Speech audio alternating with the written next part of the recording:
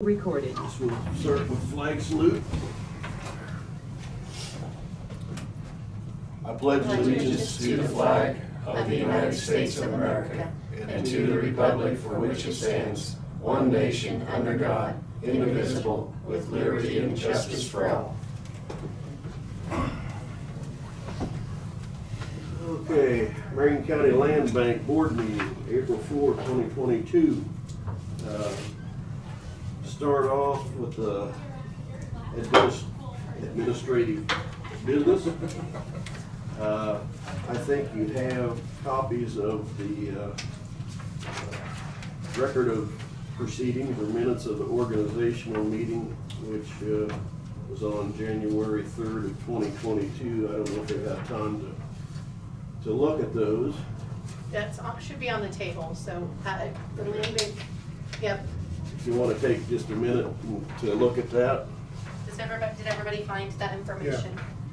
Yeah. Okay.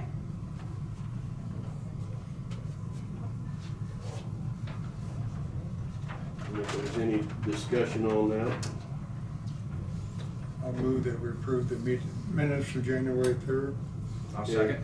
And moved by Dave, seconded by Randy to approve the minutes of the January 3rd organizational meeting. All those in favor?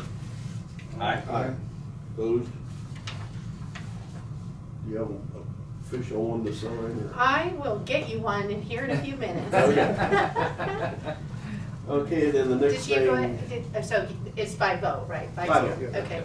On the back of that, you'll see the resolution 2022-01, setting meeting dates and times for the land bank. There was a change on that. One date was off, the Monday on, you'll see in front of you the land bank resolution number 2022-02, changing that one date, so. Yeah, there was a wrong date included in that first. I think it said April 3rd, but instead of April 4th. And so this, the only change to this is just the heading that says it's correcting the regular meeting dates and then changing the meeting date to April 4. Yeah, because it was a Okay, so second, we okay. need to clean that up if somebody wants to make a motion. I'd make that motion to accept the land bank resolution number 2022-02 with the date change the original one was April 2nd and the new one will be Monday, April 4th. Okay, motion's been made by Randy. Do I hear a second? Second. Seconded by Dave. Yeah. Okay. All those in favor? Aye. 5-0.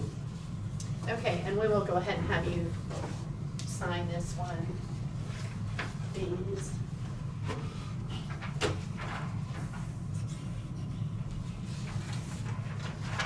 Thank you. Okay.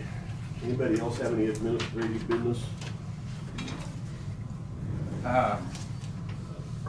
We're discussing, we got that on the agenda. Yeah, the next item on the. Well, is it Yep. okay if I ask a question? Sure, go ahead. So during the last regular county commission meeting, Councilor Jantz said that he wants you all to do a property acceptance by resolution, and he provided a resolution, but it's, we didn't, you already voted to accept the Peabody property. So do you want to just do that by resolution moving forward, or do you want to go back and redo that action, adopting a resolution to accept the property? Well, we've already accepted the one property. I would make a motion that we, going forward, we would accept property by resolution. I would second that. Okay, any other discussion? Not all those in favor? Aye. 5-0. Okay. Okay, property discussion. We've accepted the Olive property in Peabody, but we still need a deed, right? Right, and that deed, I believe Brad prepared it, but the deed actually has to be signed off by the Board of Commissioners chairman and not the land bank chair. Okay. Because the county is deeding it to the land bank. So we'll have that corrected deed, I hope, for the regular commission meeting. Okay. Because no deed has been filed yet. Okay, and was another property you was talking about that we need to discuss? Just wanted to give you an update, because there was a property, that you talked about the last time, which was in Marion. It was an individual that wanted to get rid of the property, but let me find the exact address. That was in Florence. Florence. Excuse me, Oh, yeah, 'cause 601. I was gonna question why Marion. Yeah, it was City Florence. Florence. Excuse me, 601 Doyle in Florence. We talked about it at the last meeting. And the individual inherited it from a relative. They don't have it in their name. They haven't gone through and actually done the legal action to put it in their name. And they wanted it to go to the land bank because they don't want to have to deal with it. They don't want to spend the money on an attorney, etc. However, the taxes are all paid current. And for it to go to the land bank, either they have to not pay the taxes and it be delinquent and the county get it back, or they're gonna have to get it in their name. They can't deed it to the land bank without. So I just want to give you that update. So do they have that information, knowing that they have to do that? I believe they have been, if they have been in contact with the Register of Deeds and the treasurer, so I can make sure that they have, I'm pretty sure that they know that. I have some updated information on that property. I believe somebody has purchased it. I believe. I will check with them. So I believe at this time, if For gas too, did you? no, Oh. not yet, but they called, but I happen to know that there's somebody, I heard they've done bought it, so I would, at this time, I would sort of like to slack off for another, till next month's meeting and. Well, I don't think you even need to. It's just not eligible to be in the land bank. Okay, As it stands. Yeah. yeah. We'll wait and see what happens. Till I find out about I that mean, one. even if somebody did buy it, or if they didn't, we can't take it in the land bank either way. Oh, okay, So right, it's, okay. So what you're saying, just get away with from it anyway, Yep, so, yep. good, okay. Current I'll find out taxes. for sure though, just to make sure what's going on. Okay, getting back to the Olive property, once we do get that deed and get it filed, I guess we would need to decide, first of all, are we gonna survey it? I guess that would be the first step. Yes. And I guess, are we setting precedence, board, for if we do it in Peabody and we clean the house up? That's what I'd like, but I'm not saying Well, this that would is. be the next step. Well, yeah, and what I'm saying though, are we setting precedence because we take a piece of property in all over the county, wherever it may be, and it has a cleanup, just like what this one's gonna have, and I just want us to all to think about that, and I think we have a little bit, but not really detailed, because I don't know how many properties we could get all over the county that, in this kind of condition. This one, I think the biggest reason why it's not done anything is because of the flood area, myself, but again, I just want us to be proactive and look to the future and see how we would handle it. Do we do it by case basis, no matter which way we do, or do we set a policy?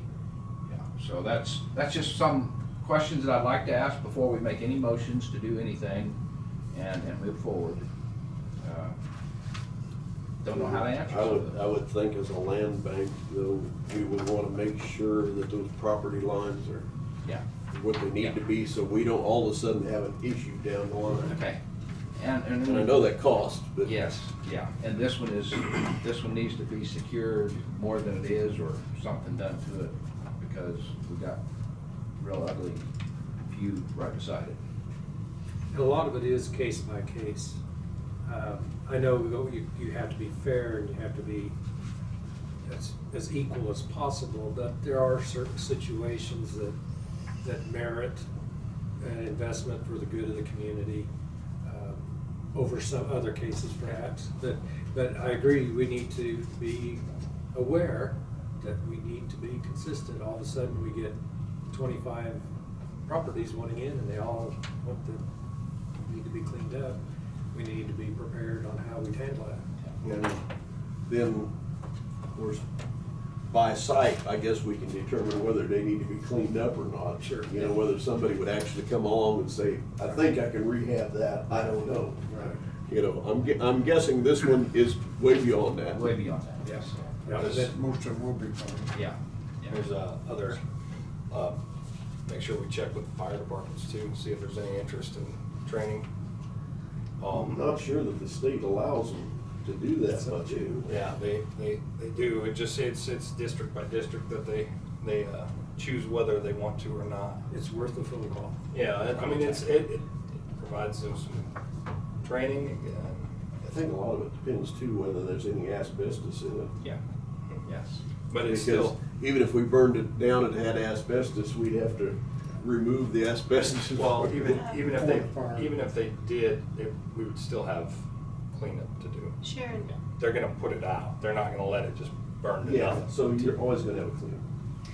Sharon Olmsted is on the meeting, and she says that Environmental Protection Agency does not allow the whole house to be burnt down, even for training anymore, so that's not gonna be an option. Just for- Yeah, You do that- have also bylaws that you've adopted, and then there's a draft policy which, I didn't put on for this time to adopt, but you have the ability to do it on a case by case, and then there's the draft policy that, you probably need to have it for adoption at your next meeting, that would kind of set, we went through those kind of line by line the last time, setting what you wanna do, We and, wouldn't be saving any money by having it half burned down house. No, but it would provide a resource. Right, I know you're talking about providing training. You could Whether- always- Whether they axe through the ceiling or do something to simulate a fire, they don't have to necessarily Yeah. light it. you could always make it if the board wants to, you could make it a common practice that the first step, when you have a property like this, would be, if it needs rehab, would be to offer it, but in writing to the city before you did anything with it, if you wanted to make that. Yeah, I think right now we probably are looking at a case by case basis, see where we're at. So, I guess this one, it's up to commission, right, to decide on whether. No, it's up Yeah. to you, it's up to this board. If we clean it up. Yeah. I mean, I think that our first property, we know is gonna be a cleanup. But I still think we probably need to know where the property lines are. Definitely on this one, I can show you here what we're. First I've got- step is Because survey, of the neighbors. Right. second step. Survey and Literacy. Yeah. We're dealing with this Central Avenue down here, and that's part of the problem down here. So there's a street that's vacated on one side and not on the other, and anyway, that street has never been officially closed, because this is the map that they have over here at the Register of Deeds, where these scribbly lines are, that's streets that's closed, and alleys, and part of it, like I said, is open between these two, so there's no, if we get the lot surveyed, there's gonna be some ground between this lot that we own and the house on the other side that the people are in, and there's gonna be some empty ground in there, and whose ground that is, I don't know. I mean, you'd think it would be half and half. That's when I lived there back in the 60s, that's the way we did it with the neighbor, was you own half and we own half, you take care of mowed half, but that was non-official decision at that time in the 60s, So so. we should take both halves and have a bigger lot, huh? Well, It's kinda like a county road that's vacated and the Yeah, landowner gets to the yeah. middle of the road. yeah, But the That's what- city never vacated the road? not on this map here that I got out of Register of Then Deeds it's office. city property, I would think, That's- between, if yeah, they It have would never end up- taken an It'd probably official. end up being city property. Another thing I thought about, signage. We need to order a few Marion County Land Bank signs Yeah. that we can put up as these properties come up. I think so. Can we wait till it's cleaned up? I just thought to have a few of them on hand. No, I wouldn't. To say for sale, and then like a phone Marion number. County Land Bank, the Yeah. number, because I see, like Marion City has, I think Hillsborough has a sign. Yeah.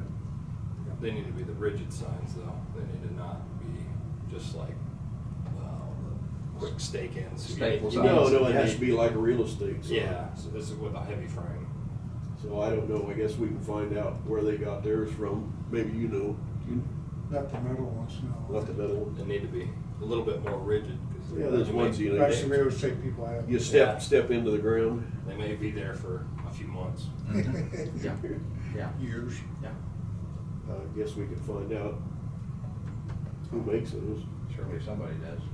I know the ones over at Hutchison, but I don't know how you order from them. Yeah. Okay, any other That's property what I'm saying. discussion on what we have before us? Do you want a motion on proceeding with the survey or just direction? Well, we might as well make it part of the minutes. We don't have the deed yet. I move we proceed to survey the property at, I don't remember the address, 202. South Olive. 202 South Olive in Peabody. Okay, got a motion by Second. David, seconded by Randy to have the property at 202 South Olive in Peabody surveyed. Any other discussion? If not, all those in favor? Aye. Aye, 5-0. Okay. Off-agenda items, if any. Anybody have any off-agenda item in regard to the land bank? Did you want to say who's going to contact either the city of Marion or city of Hillsborough to find out about their signs and where they order them from? Who do you want to? How many do we need? I don't know, we start out, Well, you have to order half a dozen or a dozen. probably need a half a dozen minimum, just, See what the order minimum or price break best deal is. yeah. Somewhere I guess we between. could ask at the city meeting tomorrow night. Somebody, The real estate agent should be able to tell you where they real order estate from. agents know too. We'll check on it tomorrow. We gotta be at the meeting tomorrow night. There we go. We got Don't more. So- Not bite So you. Ken and I will do a little recount. Nice. All right. Off-agenda items. If not, I think that takes care of the business. Unless Tina has anything that she's thinking about. So the policies we'll look at the next quarter. So we went through, you guys went through line by line. I did have Sharon Olmsted also review them, and she sent a smaller draft, which I haven't had a chance to go back through to try to condense, and some things in there she needed to have a weigh in on because of our setbacks and things, and what we had from Brad was more of a blanket. There is a statement that you wanted in there that he wanted to put a statement in there that says you don't want to interfere with the city land banks, and that you want to accept properties in city limits unless they're county-owned properties within those cities. And so that hasn't been added in here.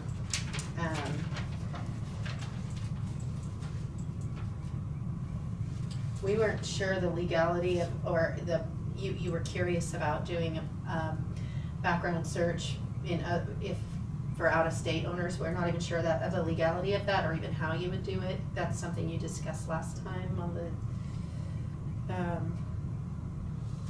the policies. So, yeah, they're not, we can send out what we have so that you can look at it and decide if you want other information in it, but.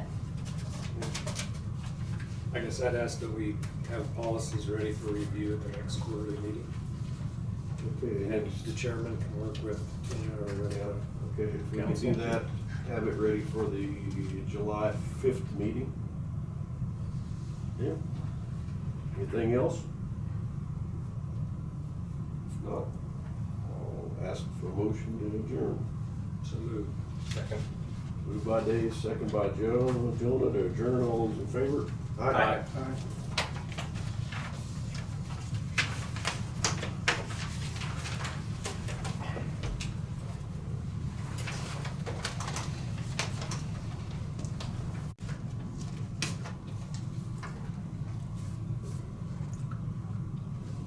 This conference will now be recorded.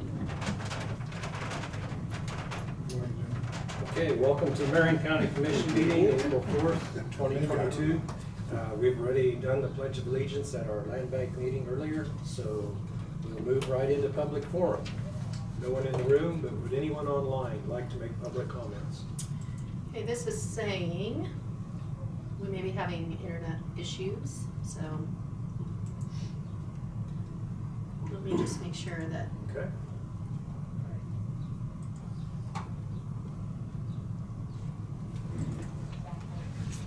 Can people online hear us?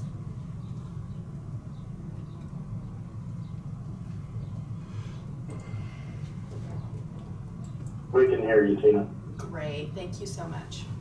Okay, we're good to move forward? Yes. Any public comments? Not seeing any, we'll move forward with agenda approval. Any additions to the agenda?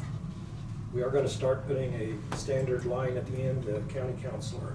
Because it seems to be a list of business to wrap up, and rather trying to identify it, let's just put a Tina in the future, let's just put a standard slot for Brad at the end.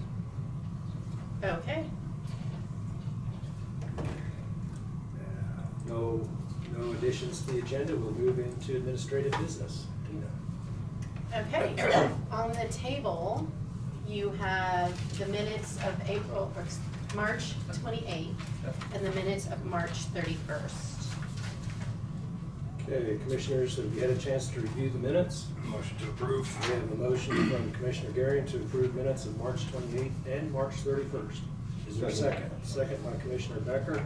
Discussion. All in favor say aye. Aye. Opposed say nay. Motion carried 5-0.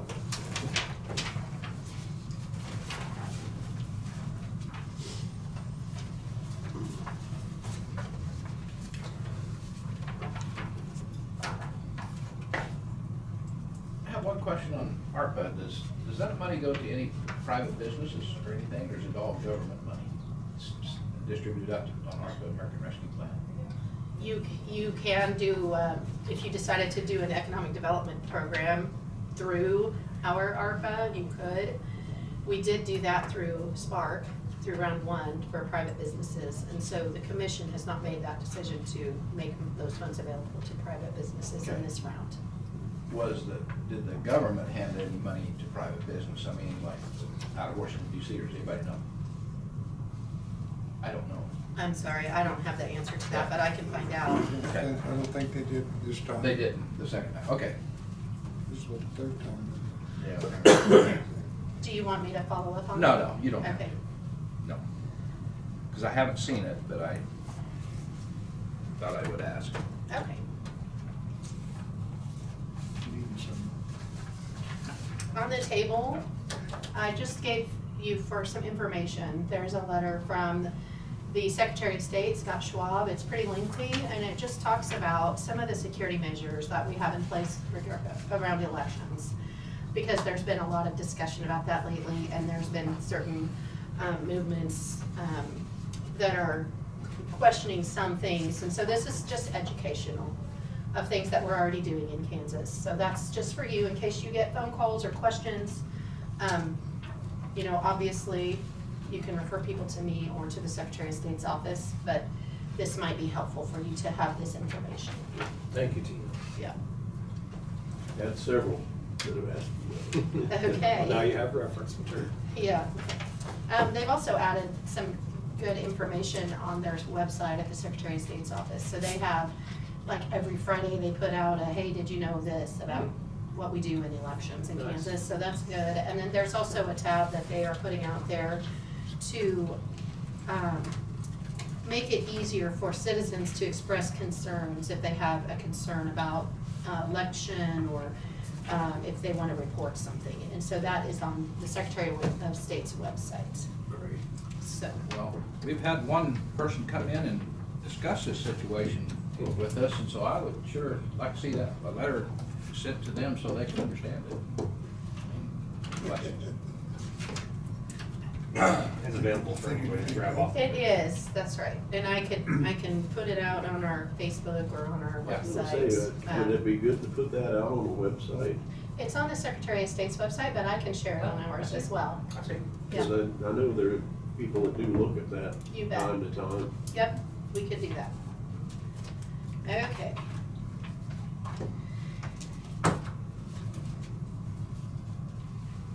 I'm just making myself a note. You can put my signature on there. Let's see. We did,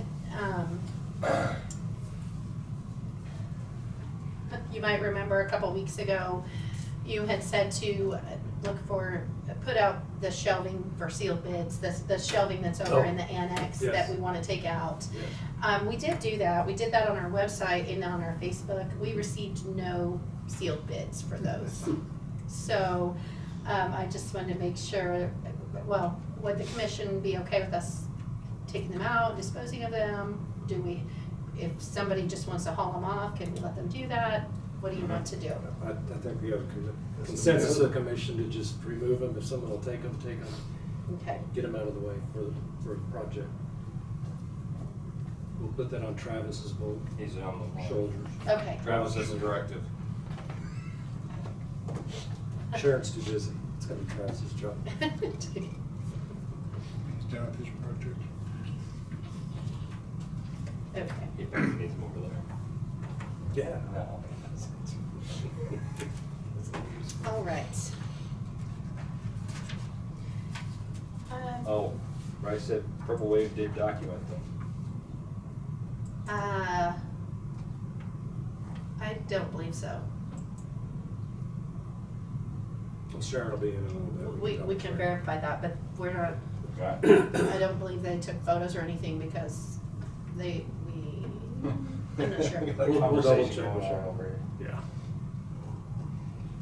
Back and forth. Okay. So, did I put this on the table from the Lloyd Group Yeah. for all of Yes. you? Yes. This is the new, you had approved the budget contract with Spindle Jansen Honk Yep. Lloyd previously. This is now with the Lloyd Group because Scott has moved to his own firm. And so, excuse me, this is the same, they're doing for the same price as what they had under the previous agreements. And so we just need an approval of the contract with the new firm. I would make that motion to, what, do we just have to adopt this? To approve the agreement.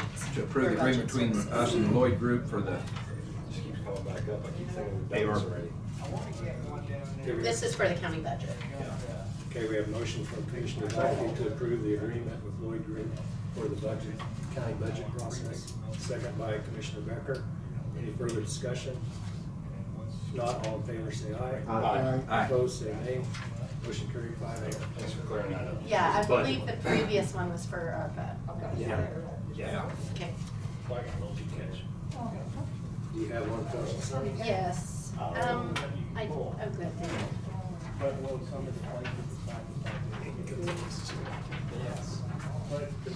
So we do have total of 5 lines for commission there. Yep. Yeah, he said there's already something successful or something coming out there. And we gotta get ahead of that. Because, if we get it made, all we have to run it, fast.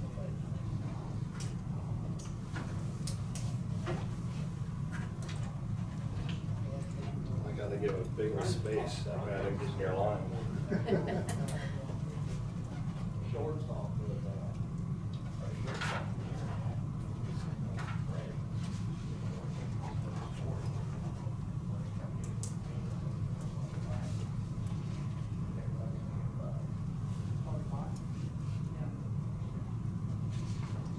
All right.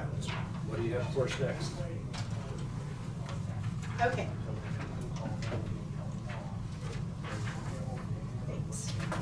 A little bit later in the meeting, we'll have the deed for the county to leave that property at 202 South Olive to the land bank. You've already approved it by motion and vote and authorized the chair to sign, so we just will have that for signature after it, so just, and then I just have a question. Okay. A long time ago, we had talked about possibly doing an employee appreciation thing. We talked about doing it last fall, wondering if maybe we should try to do something this spring. And there has been a date put forth of possibly doing something on April 15th as an employee appreciation. That's excellent. What did you have in mind? Do we need to cook? You might. Let me see if anybody knows what is in mind. Okay. Is it- Not warm enough to go to the lake. Sometimes we have done like a cookout of hamburgers, we've done a baked potato bar at one time, or we did ice cream sundaes. Did you guys talk about what we can,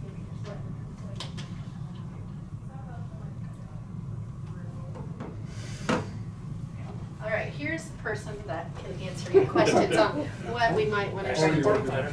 Yeah, right. Yes. So we just thought maybe April 15th, employee appreciation, doing a cookout. I know we've done a cookout before. I didn't know if we could do the grill thing again. I think so, let me check, I will have to check, but I think we still got one up there. Okay. Any questions or? Like after work on Friday evening or? No, we usually do it at lunch. At lunch, okay, at lunch, that works. So people can come out and as it works into their schedule, we'd have a set time where they could come and eat. Last couple times we've set up big tables in the basement, or we could set up, depending on the weather, outside. Yeah, one time we You know. started outside, it got really windy, so we went inside. Okay, but plan to be on the courthouse. right? Yes, it'd be Okay. here at the courthouse. Commission support? I am. Yes. Is that a motion? What are we doing? Hamburgers, hot dogs, brats? All the above? Dale sausage. Whatever you guys wanna do. Yeah, you just let us know and we'll Yeah. we'll 'Cause coordinate get it. sides and stuff to go with it. I think that one time we did burgers and hot dogs, or, Yeah, I think so. we done that. yeah. Is there a budget for it? Is that something we're doing? We could do it on sales Commissioners? tax, but we also have a fund that we, no, we don't. We are not gonna ask you necessarily to pay for it out of your pocket, but we could do it out of sales tax, or there is an employee fund from the sales from the pop machine that we use for some certain things. What about transient guest tax? I don't believe that's illegal use for that.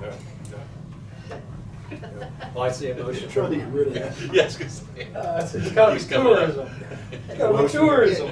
It is, in a way you look at, or the way you look at it, that's the way it is. Bringing people from outside in, like Road and Bridge. Boys. Right. Well, yeah, we've got all from the different counties. That's a stretch. We have a Oh, motion from yes. And then if Commissioner we have a Dodd. tour of the courthouse after that, Yeah. that's a $2,000 area.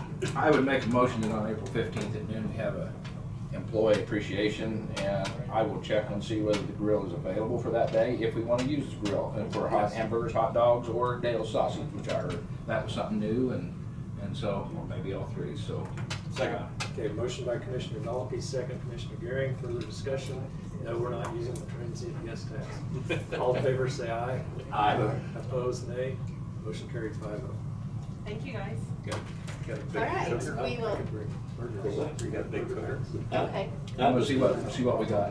great, okay. It could be a Big smoker. grill, isn't it? Grill or smoker, either one. Okay, thank you. I haven't seen it lately. It's just something that you mentioned a while back and we haven't had a chance to get to, Thank you. and so now we're gonna try to move forward. Yes. Okay. Yeah, Brad's in Try charge. to do it every year. Yes, I'll take care of that part. Why don't you just put it on the calendar every year for that date, so we won't forget There you it. go. Yeah, that's a good one, I like that. Do it annual, that LLCs is or good. Anything, you gotta have it filed. That's, yeah, that is. Oh, yeah, prepaid taxes. I've got a cook on the 20th at Peabody for this grade school. They're having the annual, they didn't do it last year because of COVID, but or 2 years maybe. The hot dogs and stuff for the butler picnic for the lunch. Could this be your trial run?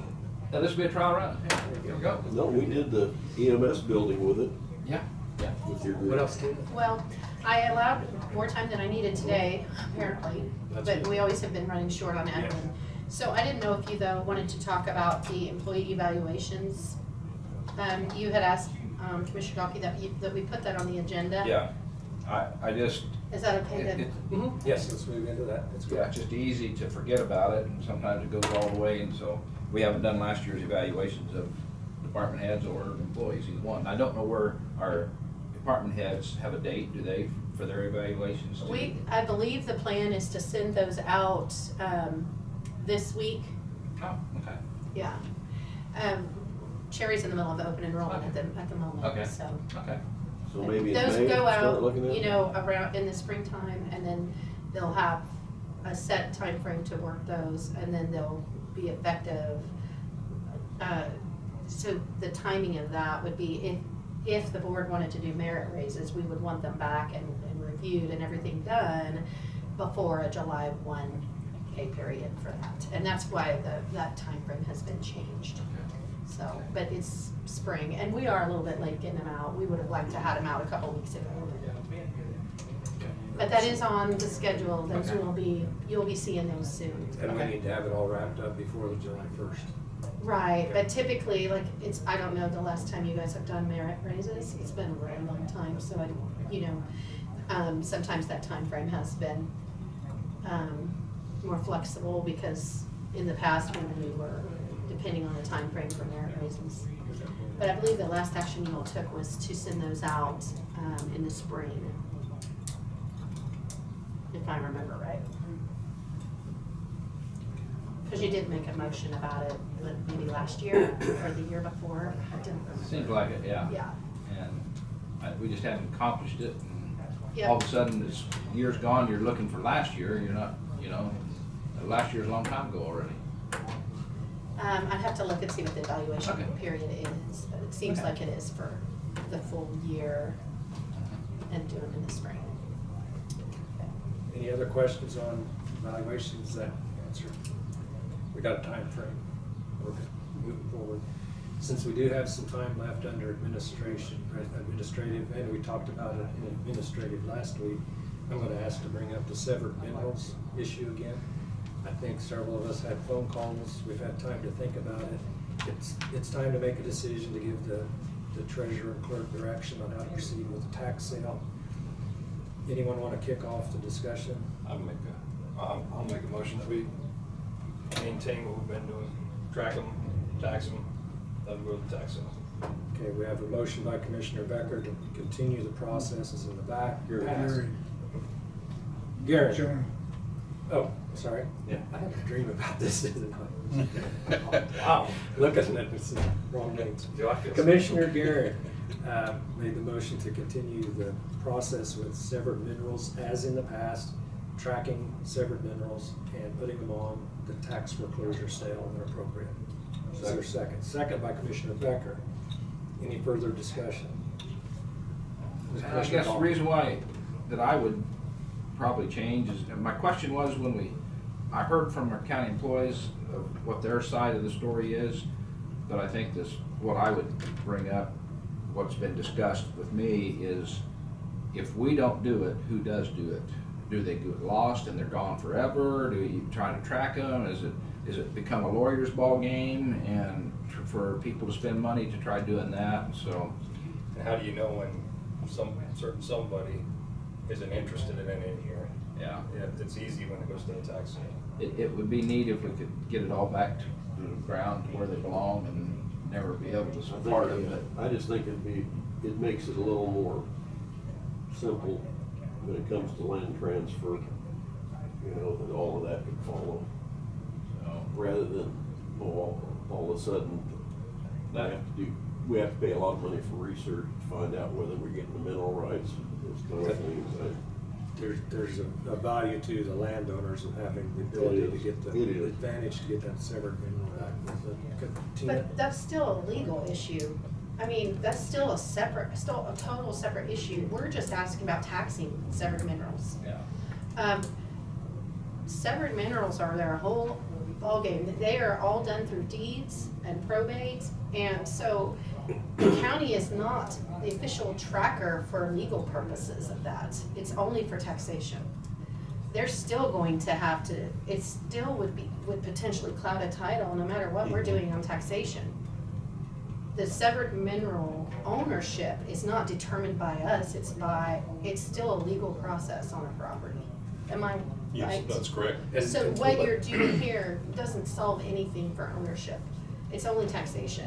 And the county is not making sufficient tax on this issue to probably continue doing it. So that's where the issue is. And you had asked me to put that on the agenda as an agenda item, which I haven't put on Oh. yet. But so I think you're confusing the two issues with severed minerals.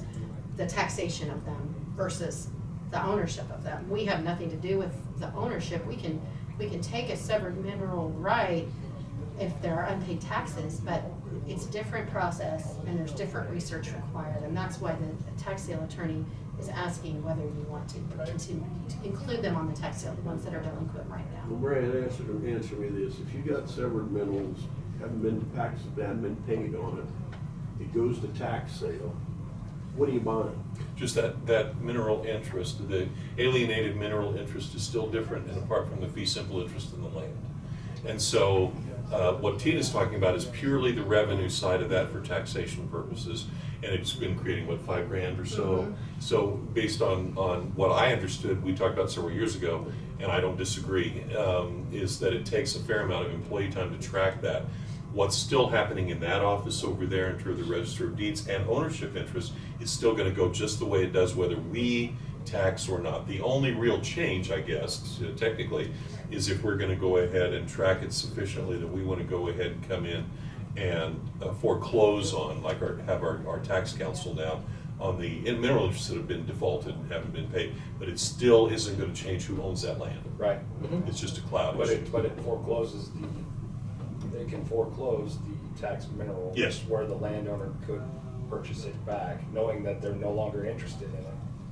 And then they can seal their deal. So, Yeah, I mean, it could trigger the discussion. Could I- I'm just looking could I at make a it from suggestion, or- landowner point of view is, if I bought a piece of property with separate mineral rights, then I don't know if that person ever comes off of those without,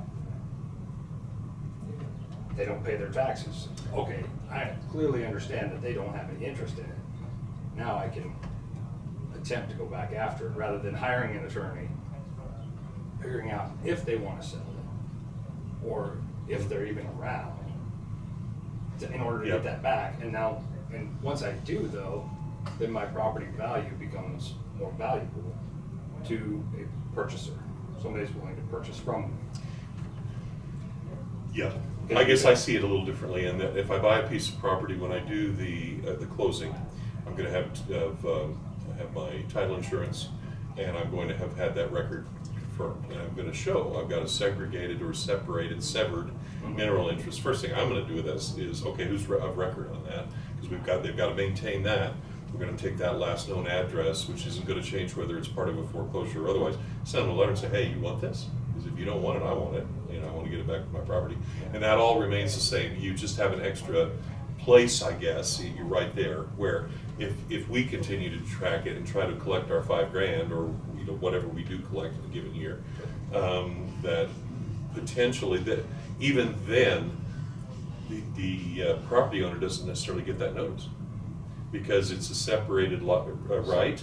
So the severed mineral interest owner is the one who's going to get it, who says, hey, it's up for tax foreclosure on your interest only. I guess the property owner, if they're not astute or don't look into that, could end up with a different owner of the severed interest. Right. And it could slip by them. We could. But again, that's What's kind of where it is now. Somebody lives in Texas, right? Yeah. And then we do away with the tax on the severed mineral rights. They just sit on it forever. It doesn't cost them a dime. Why do they care? the tax is almost non-existent as it is. I know, but it's a dog- hassle. I want to see about making a suggestion. So I wonder if you should include any delinquent severed minerals in the current tax sale. You could foreclose on them. A property owner would potentially have the opportunity to get those from the county if they wanted to. Okay. And can you, and severed minerals, they're not land, so you can't do them through the land bank. No. Okay, so that, you could do that on this tax sale. Any that are delinquent, foreclose if you want to. Then you could decide, if you wanted to, that in the future, you're not going to tax severed minerals. I can tell you that the tracking that is being done by the county is not in depth. Most counties don't do severed minerals. That's very And cool. so it's still always going to come down to the title search and the legal work that goes into selling and buying a property. The county is not the official on those things. And you should never be using the county legal description that we use for taxation purposes to depend on for your legal purchasing and selling of a Or property. even to determine absolute default. Or to determine who owns minerals or whatever. It has to go through that search. When does the county, if a property does not produce nothing off these separate minerals, there's no tax, right, for that year? If they don't That's not produce it? right. Nope. So, producing, mineral leases are Right. taxed through the appraiser's office, Right. regardless of who the owner of that But lease if is. there's nothing being If, processed. if the You separate taxes. if the property has had the mineral rights deeded away and they're non-producing, that's when we put the severed mineral tax on them. Most of the time, those kind of mineral deeds have a set time limit on them to where they revert back after Sunset. 20 years. A lot of them have that. There's some of them don't, and so then you go on forever, and I mean, that's still a separate issue. Yeah. So do the And that's high become an oil exception. producing counties, do they not tax severed minerals? I can Because find would- out how many counties do, Because but I I would think think it's that not would very be many. huge. You know, you get up Russell County and But see, Ellis they County. only tax, severed minerals only applies to non-producing, Only applies to non-producing minerals. not to mineral leases. Because it is a property right, and it's somewhere the brilliant idea, and I don't mean that in a bad way, it's just Right. that's how it was, Right. was that what we ought to, I mean, it's still a property right, we ought to tax it.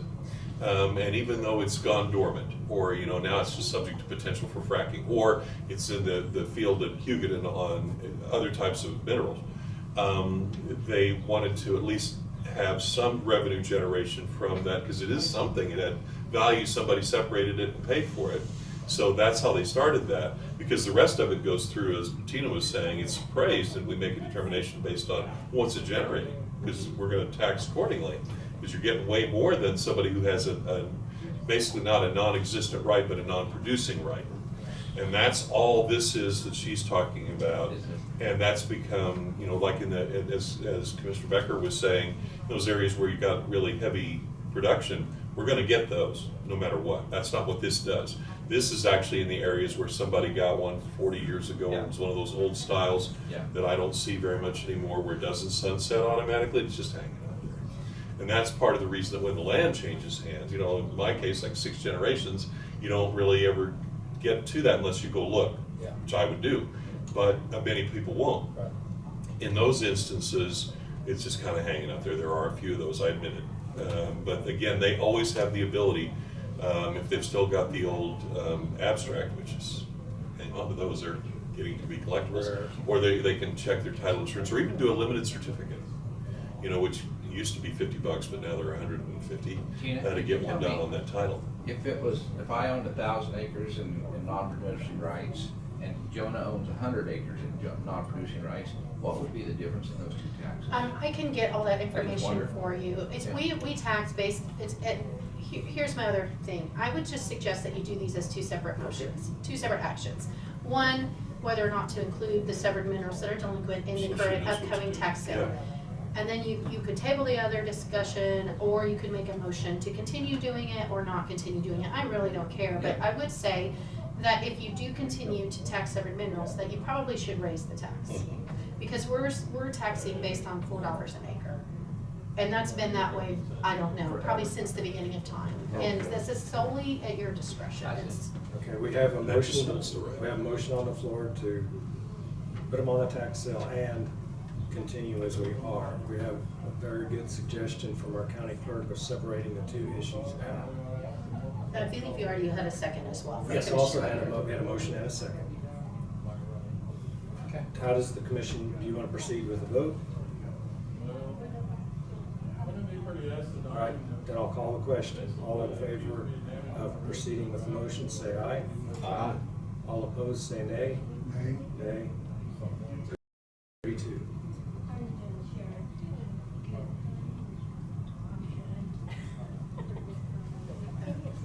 Okay. And it was the two Daves that were Yeah. opposed. Yeah, that makes Okay, sense. so Double the, Dave. the actual action that was just taken is that we're making no changes to anything we're doing with severed minerals, this year. and that we're including them on the tax sale. That's the motion that I heard. Okay. And that's what you stated, correct, Commissioner Harris? Okay. Very good. Well, I intended that to be Yeah. a shorter, simpler. Yes, I And get that. that's what happens when I jump in. Confusion. I'll try to be more diligent in the future. All right, Sharon, we have a special event Yes, let me permit. mention to these guys. Okay, Yes, we are ready. they're ready. I was hiding up everything, right, get up. Agenda. Yeah, there it is. It's right here. Oh, that's the land bank. Welcome, come on in. No. It's quite a crew. Yeah, I'm looking for you to come up with the retro. Well, now, two of you is together, and we can understand those two, but where do you fit in, sir? He's the chairman. He's the chairman, all right. Yeah, I got kinda. He's retired and bored. So just so everyone on the virtual meeting knows, Bruce Giles, the president of the Benrims Motorcycle Club, and then Dwayne McCarty and Tobe Moore, they all play a vital part in that organization. So they're here today to help represent the Florence Grand Prix event. And I believe all of you got my packet. So the portion of this race, as I stated in the email, the portion of this race that the special event pertains to is only the portion that extends out into the county, outside of the city limit. They put together a robust application packet that has their safety plan, their event plan, some waivers of liability, and some other information that pertains to the event as a whole. So you got that whole packet so that you know what's going on. But for the purpose of this special event, the commissioners will just be approving basically the portion outside of the city limit. Right. And then the city of Florence will determine whether their event can continue inside the city of Florence. Yes. So, the parts that pertain to the county, and this would be a type 5 special event that's outlined in our regulations and what we require for that. They have submitted their letter describing the proposed event that includes the hours of operation, the duration of the event, somewhat an anticipated attendance. That's kind of hard to peg down, honestly. This will be the first year that they're attempting this event. Also, the sketch plan, you received that race route in your packets. And letters from property owners of the properties that are in the unincorporated portion of the county. Right. So without further ado, I suppose, do you have any questions for me or for the group themselves? And you sent that directly out to them? Yes. Okay, I just wanted to make sure, We all because I have did it. not send it. We have it in our packets, so Okay. we've seen the full application and the maps. So commission, questions? I just have a statement that I think Okay. it's a good thing to try doing something and bring back some life. So I'm all for it. I got to hear stories about it, but never got to see it. So I'm glad you're doing it. 1973. I was 73? That's for the whole thing. Everything. Really? I didn't make it all the way, but I thought I did. Yeah. I wrote the first 2 years and then helped put it on the last couple years. I just A lot have of good memories. one question, and that'd be about concerning the liability. Again, it's just for the unincorporated, outside the city limits of Florence. If, Brad, if you could address what liability might be in place for the county? I have not gotten a firm answer from them, but I expect to, that probably the linebacker coverage that exists right now, or a special event kind of a coverage, can be put in place in one or the other. So in terms of our being able to adequately deal with it, yes, that's not a problem. It's just a question of if it's going to cost any money to do it. If what we've got currently will suffice, so be it, and I intend to look at that to be absolutely sure. And if it doesn't, then we probably want to talk about, well, we can get one that expressly will cover.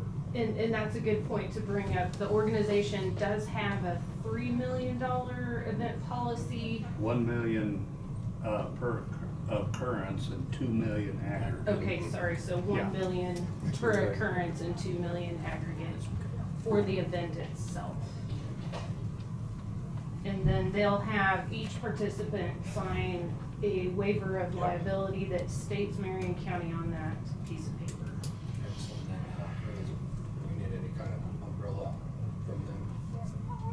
In terms of, I mean, the assignment, yeah, the indemnification, we'll take care of that. In terms of indemnification. We're also, it's in the package, we're fencing off the race.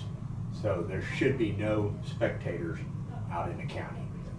Not saying somebody's not gonna sneak around, get on Evan Slater's land or whatever, but we're doing whatever we can to keep spectators off the race course. In the years that Florence had it, there was only one spectator hurt. He was on cocaine. He went out onto the racetrack and got creamed by several bikes. But if you watch any old videos, you just seen how they run back and forth. I mean, you know, that's not gonna happen this year.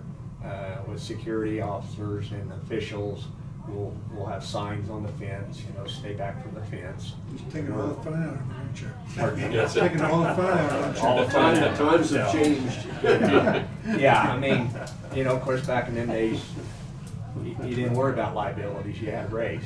Other things are, if you ever watch modern supercross, motocross, enduros, it's more of a family event, kind of like taking your kids out to a football game. It's, a lot of things have changed in the racing scene, you know, you don't have the crowds that you did in the 70s, it's more family orientated. So we anticipate we're not really gonna have any trouble, you know, but with present law enforcement and security officers, that's just you know, more a thing to keep that from happening. So most races don't even have law enforcement involved, so, you know, so. And that's what, looking at your application, you've gone, you've taken all the precautions you could possibly take. Everything I can think of. Yes. You know, we're still Very gonna get thorough. what if to death, you Yeah, know, what yeah. if a meteorite hits Florence? Yeah, I mean, there's exactly. certain things that's out of our control, but Exactly. we're doing what we can humanly Yeah. possibly do. Call that force majeure. Yeah. Down that road. Very good. But I'm impressed the legwork you've done, and the measures you've taken. You're gonna provide a disability policy for all the old men that ride? There you go. We made a 1 hour race for that. I saw that. So I said, it's most not of them gonna ride- won't make it that hour. Does it It's just gonna go- do the 100 miles. Does it And just it go won't back and forth across Main Street? Yeah, there, some people say they just want to go down Main Street, they'll pay the $75. Yeah. I just want to go down Main Street. Yeah, been since 1976 since I did. Yeah. And another thing we are doing is not having a mile straightaway. The most longest straightaway is a block. So, you know, if you accelerate on brick, you're not gonna get a lot of traction, so by the time you get up to 30 or 40, you're gonna have to start shutting it down to make a corner. So there's not gonna be these 110 mile an hour straightaways like there was back in the 70s, and that's where some riders got hurt, so. Taking all the fun out of it. But nobody got hurt on the straightaway. Yeah, I thought they did out south of town when they missed that, The dust, when they missed the corner and then they come back at each Well, they other. come and they back hit up. each other head on, is what I heard. I tried to eliminate all dust. All I remember is the pasture with the big boulders. Yeah. Big boulders. So you went through the quarry out there? Yeah. Bent rims. Yeah, I think the county ought to help as much as possible and lend support in any way that we can. Cool. Because we might need to borrow some barricades. Yeah. I've already talked to Bryce, he said he'd place some in the ditch out there on 50th, 120th. Then come Saturday morning, we'll put the barricades up. We plan on having a person at every barricade in case an ambulance needs to get through, because, you know, I think there's one person that lives out there in the county, and we'll notify all landowners that this event will happen. Well, Sid Robinson, but that's in the city limits. But he can get out. But he can get out. Yeah, he's got a way out. Yeah. So, I guess we're just asking for a Need a special motion to event approve, permit. to permit, or you approve that one? So I would maybe suggest making a motion to approve or disapprove special event 22-01. 22 dash what? 01. Okay, do we have a motion to approve special event permit 2022-01? We have a motion by Commissioner Becker, second by Commissioner Gary. Further discussion? All those in favor say aye. Aye. Opposed say nay. Motion carried 5-0. Thank you. A lot of preparation has gone into this. We need to thank Sharon too. Yeah. Would a motion be appropriate to show the support of the Marion County Commission and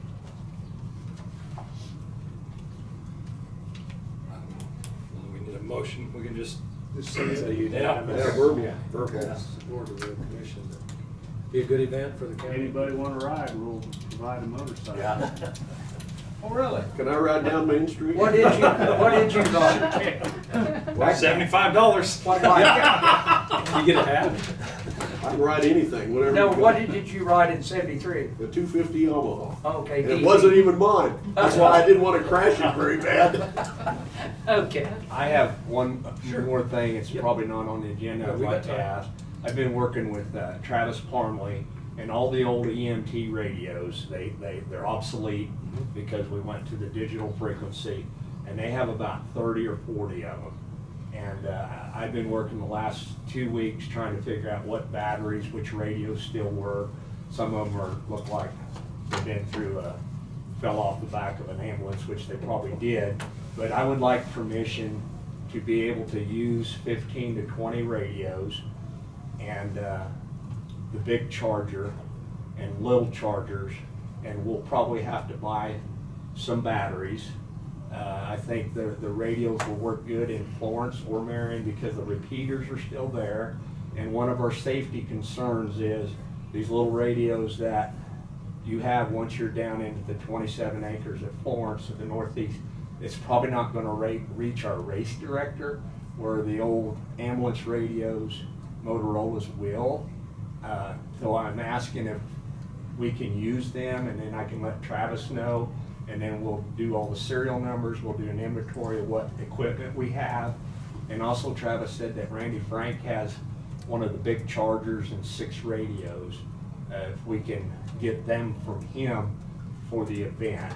And I think these radios also could be used for other events in the county, Chingawassa Days, Marion County Fair, and stuff for good communications for safety.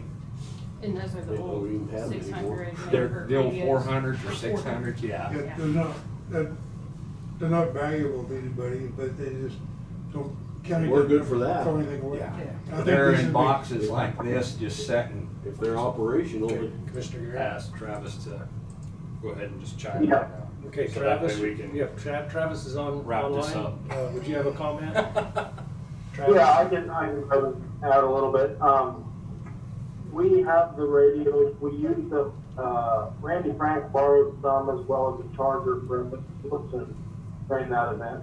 It worked fine with the repeater up or down, and functioning. They'll be able to reach, without a repeater. If there is a repeater working, that's that much better. The radios have been sitting here, maybe something that should have been purple wave back in the day. But we kind of hang on to them because they do work in the event of an emergency, I suppose is why we still have them. We could, if they brought the cow out, they can bridge us over to 800 and they would still work. I'm okay with loaning them out. Ask Dwayne, ask you guys, because it is county equipment. And I wasn't gonna just loan them out. Okay, I just wanted to hear from you that you're okay with loaning them out. That's why I asked. Yeah. And just one follow-up question, Travis, is there, the wave radio signal, does it interfere or is it independent? Any issues there? There shouldn't be any issues with Okay, interference. very good. Is there any extra liability for us? Okay. I think this is a good idea. It's a community service going on down the road for different events, and they need multiple communications now, and every time there's an event, there's more communication needed nowadays. Very good. So, it could be used all over the county, and don't they have a range of 5 miles or something? Probably on the TAC channel it does. Without the repeater? And without the repeater, I'd say the TAC 1, 2, and 3, which is, nobody else has that frequency, so it wouldn't bother with Yeah. Farmer John or whatever who's got radios. They probably got a good 5 mile, but Florence still uses their repeater. That's how they signal their siren. Marion still has a repeater to signal their siren, which it has to be a code. So Chingawassa Days or Marion, Hillsborough. 4th of July, Peabody. Yeah, 4th of July in Peabody, they still have their repeater, I believe. But with the repeater, you can talk a good 10 miles to 20 miles, which is plenty, but our concern. Days and also, there's lots of events where big crowds are there, and the organizers need to be in touch with each other. And batteries aren't terribly expensive. They're $35 a piece, you know, and That's really nice. and if they keep charged, they should last 5, 6, 7 years. I mean, these old radios were thrown in a box, so the batteries just sit there and drain. And Travis and I's been working on recharging them. We've got 15 that's pretty good batteries. Some of them are iffies, but I think even if we don't buy batteries, each person can get a couple batteries, and then if it goes down, put another one in it. You know, too. So I mean, but I think I'd rather, for safety, our club, and if Chingawassa helps us also, is just to buy about 15 brand new batteries, and then we don't have to worry about it, because they'll last all day long. Because it's the radio I used to carry, and you turned it on in the morning and put it on the charger when you got home after a 12-hour shift. So If this is something that we can use it different, how about the county pay for the batteries? it'd be better yet. Well, if there's other Save us groups, that you know, other groups that can use it. Commissioner Becker's point is right on. There'll be other organizations can use it, and just for the counties as a backup. Yeah. If we do need it. That way they'd be, so Commissioner Garing, did you have a I motion? go ahead and make the motion that we go ahead and grant them the use to the radios. Right. Knock that one out of the way. Okay. Okay, let's make that as the first motion. We have a motion to allow Bent Rims to work with Travis to use the radios. A second by Commissioner Dalkey. Further discussion? Not all in favor, say aye. Aye. Opposed, say nay. Motion carried 5-0. Now, And a secondary motion? I'd make a How many motion that radios do we- you think you're gonna? We'll probably need about 15. That's what I was gonna say. I'd make a motion that we Think of provide 6 on up the to riders. 15 the outliers. batteries for the handheld radios to be used for special events. Okay, we have a motion by Commissioner Becker. Is there a second? Is there Could I, Okay. could we increase it to 20? Chingawassa needs it. Well, and we might need. Oh, wait a minute. What we gotta do, and I don't mean to, Competition but going. we gotta figure out where we're gonna Sure. position everybody, because we Sure. don't quite have our track, and we gotta have a flagger every blind area, so we could use 20, Yeah. and that would be better, yeah. $35. Will a brand new battery, let me ask this one more. Will a brand new battery last you all day? Oh, yeah, yeah, Okay. Yeah, I just want. yeah. Like I said, it's the same radio, Somebody way out. Okay, same radio Changing. we all carried in the battery. we would pay last this all out day. of, This one we can. I think so. Yeah. I would amend my motion to providing up to 20 batteries for the handheld units for special events in Marion County to be funded out of transient guest tax. Okay, we have Probably leaving the price not to exceed, just so you've got some control of that. I'll second If it. 35 is like Dwayne said, just, 40 times 20. yeah, just. It's not to give exceed yourself a little $800. Okay, not to exceed $800. Appropriate? Okay, not to exceed that. That's fine. Okay, motion by Commissioner Becker, second. So I'll second it. Second by Commissioner Crowfoot. Further discussion? All those in favor say aye. Aye. All opposed say nay. Motion carried 5-0. Did you want us to go ahead and order them, or? Work with Travis. Oh, I'd ask him. and we may be able to find a place to get them cheaper. Sure. That was just a, But I Googled it, and here's a pretty good 20, Yep. I would just ask- 2,000 milliamp battery, which is the good one, Ask you- for $30 to $35. coordinate with Yeah, Travis. and I'll get with Travis and. Super. Everybody's on the same page. Bare minimum, don't exceed $800. Okay. He's got the green So light. if you can jumping out there. get, you can buy 20 and get one free. You can go 20. Big quantity there. Well, again, thank you for your efforts. Oh, I thank think you, that's guys. a- Forward to it. We hope this race will bring some revenue into the county. You know, I know Marion will benefit from it, Florence's businesses will benefit from it, the county lake's gonna benefit from it, the reservoir, you know, that's, we have no idea how many we're gonna get or how many people will be in town. But I think if we next year get AMA involved, American Motorcycle Association, then we'll get more pros in, which will get more spectators in and more people in town, so. Back in the day, didn't they bring people from Sweden and? Well, Rob Kipling. Factory Yeah. team, Yeah. factory team. Yeah. I mean, this They came from real, California. they're bringing in some real distance, Yeah. not just from within the state. So, yeah, I mean, we've already got people from, well, a guy from Maine's gonna show up. He's already got camping spaces out the reservoir.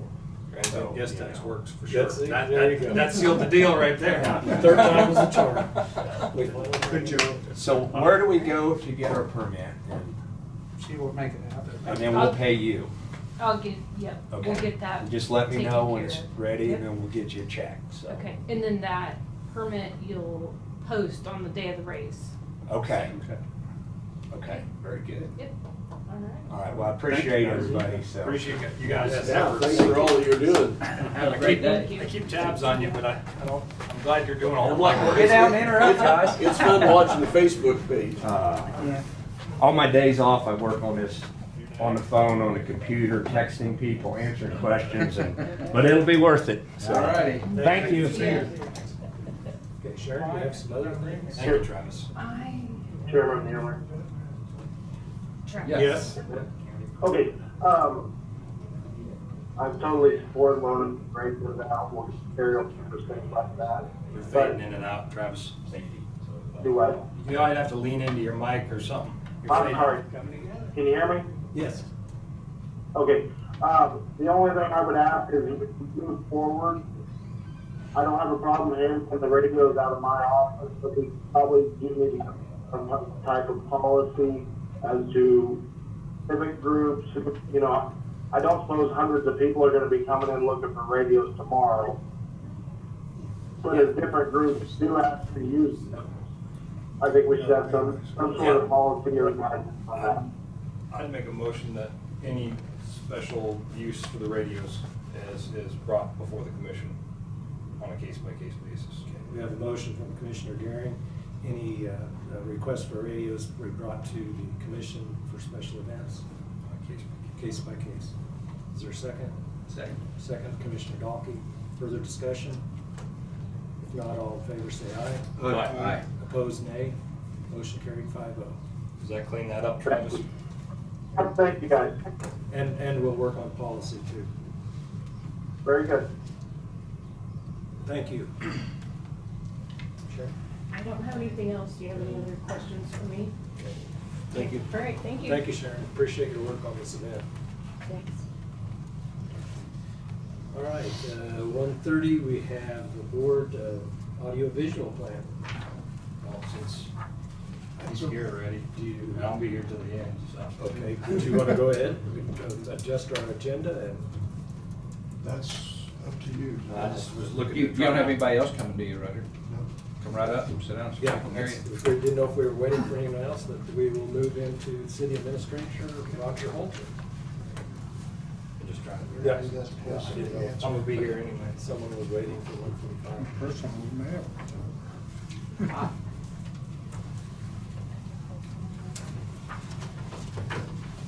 Thank you. Thank you. So, everybody out there, we shifted the agenda and moved the city administrator into the 1:30 spot. Well, thank you all. I appreciate that. Appreciate the opportunity to visit with you. Today, 3 matters I'd like to bring before the commission. The first one is the substation, the electrical substation, transfer gear, everything that's down there. Sharon? We're in the, I said, I think we want to keep sharing here for the substation. zoning. It's in town. Yeah. But Sorry, go ahead, Roger. Say about that. Well, as part of our electrical upgrade in the city, we're increasing the voltage throughout the town, including the substation. So it goes from 2,400 volts to 7,200 volts. Along with that, we have to increase the safety perimeter around the substation itself. So I've included a diagram for you. And basically, we have to go 4 feet out from the existing fence line, the perimeter of the substation as it exists today. And then because of the abandoned driveway where the retaining wall goes up at the angle, we need your permission to install the chain link fence. They'll create welded brackets, bolt them into the top of that concrete, so we have the adequate height so someone cannot get in and safety issues around it. So the plan will be that the fencing will go down the wall from the transfer station to the end. It'll go out approximately 4 foot out from where it is today. It'll come back around and it'll tie into the switchgear building. So it completely isolates access to the general public. The new fence will be erected and then the old fence taken down upon the completion of that. Part of the substation also requires that a grounding mat be installed below grade. So we will be excavating approximately 1 foot down, 3 feet beyond where the new fence will go, and then the grounding mat will all be put down and tied into the existing. This is all safety requirements that OSHA has as far as there. So today I wanted to visit with you, get your permission in order to do that. This is one of the, I'll just put it as the unique easements. It's not defined from the time that it went out of use as a municipal power plant into private hands and then ultimately into the county's hands. The easement just says it's granted to the city of Marion for placement, use, maintenance, and expansion immediately adjacent to the present location, existing transformer bank, and adjacent to the switchgear. So as far as defining the space, all of that, really the easement, it says it's for the equipment necessary to run the power distribution. I think Rebecca did find somewhere where the city retained certain lots through the reading of that. At the top, the lots 312 was sold some, but the city retained 3 lots. But I think the fence is going to wind up in a abandoned alleyway that half should have went to them, but they may wind up a little bit over. It's the way I've looked into it. So I really think the only part that we need to grant them is the east side. And you own all the rest, from what I can figure out. Yeah, I mean, we own 3 through 12, and then we own 17 through 23 as far as the. Yes. That was what the easement applied to when they sold the transfer station and everything that went along with that. And I included where Mr. Savage, when it went into his corporation, it still was retained there at the end. I would like to go ahead and just make a motion that to allow the city to go ahead and do what they need to provide the security and safety of the transfer station, or the substation, no matter what the details are that we need to work out. We have some discussion before you do It's got that. a motion, but we'll take the discussion, yes. If you look out here at your picture, you see down at the end of the wall, your line continues out there, Roger. We haven't been using it yet, but we just did get a door put in, and they're supposed to be using all this area back up here to park on, up in there. My question to you is that little jawed out right there at the, right there where you're at. is that 4 foot out, and is that, No, no? no, that's just enough to be able to tie into where it comes down the wall. Okay, And then they'll set a post there and go out. okay, So that particular, where the gate is in that, we're coming out to the end of the wall, that's about 5.5 feet. They're just trying to line up with the existing concrete structure okay. to make it easier to. The ground grid will be in that driveway. What? That's the outer line that you're seeing. Oh, is the ground? Is the grounding grid. But it's gonna be recovered. I see. Yeah. Yeah, it'll I be see. completely I see what you're talking about. So- Okay, So Okay. that'll be restored. So there'll be no Okay. above ground structures in Cool. your way. understand. But if he, at least he's identifying where the ground grid is Yes, underneath. yes. But that, you still have Okay. use of that property. Yeah, I just want to make sure that our guys driving in and out of there was, Yep, good question. it's not gonna be driving over your fence or And the anything. fence is gonna go on top of the retaining wall? Yes. All the way up? So, Yes, Okay. To keep anybody from going over the side? yeah. correct, because even increasing the height from today, which we have to go up another 18 inches to satisfy from that retaining wall, if you're ambitious, you could jump over the fence. Okay. So we have a Not me. motion on the floor. Is there a second? Second. Second, Commissioner Dahlke. Further discussion, questions? If not, all in favor say aye. Aye. Opposed, say nay. Motion carried 5-0. Thank you, Commissioner.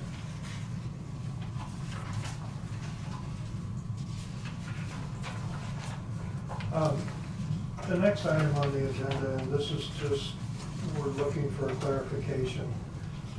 The state statutes under municipal land banks grant an exception for property for taxation, and it goes into the detail of what's involved there.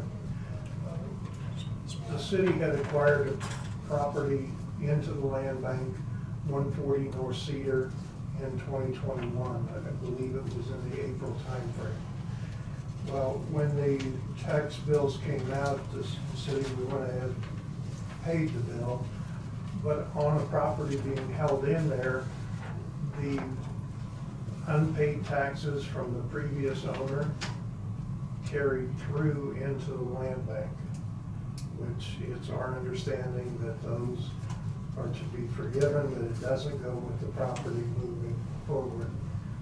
And then the second portion of that particular one was the solid waste fee was assessed to the property because there was still a structure on it.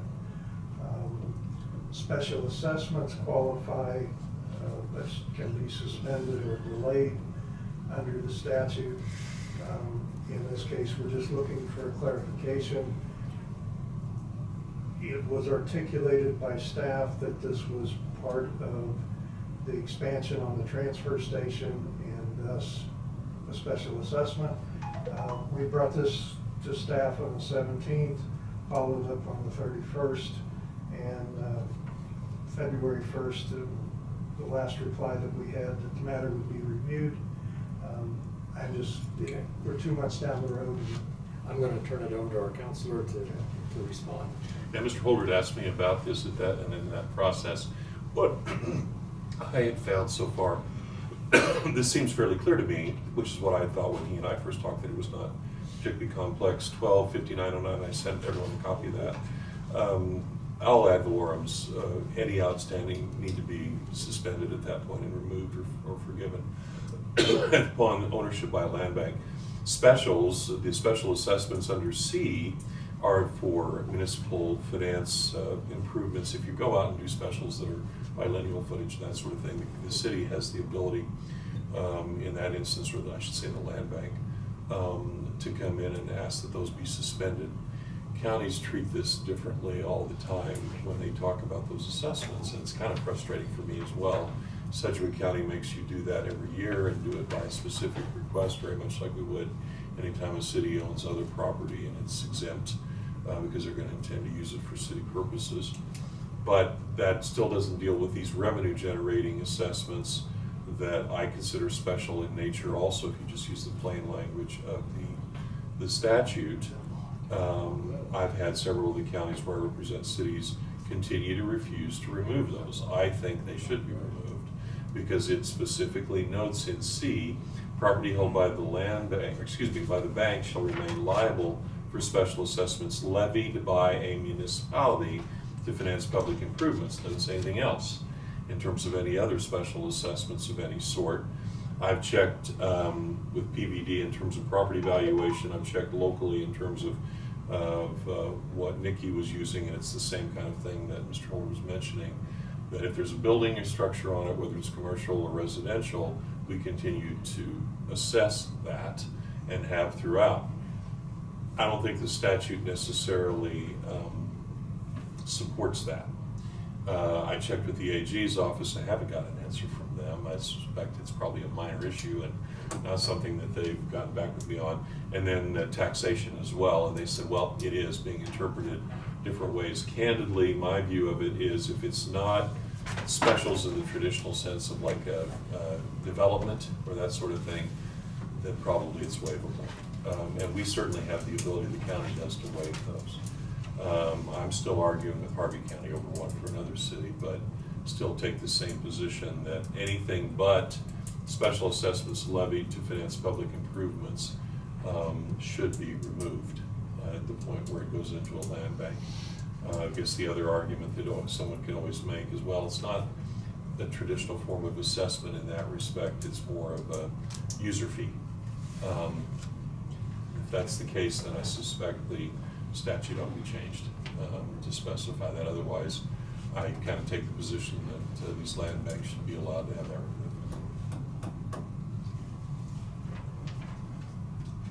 removed. Are we taking some of those special assessments off of future property? I would have to look and see what we've done on the specials, Seems on like the other properties. Like old dilapidated, Well, nobody's lived in. other land banks, like, we just had almost 100 of them come across here from Hillsborough, so we're gonna have to do that all over again, or did those come off of there?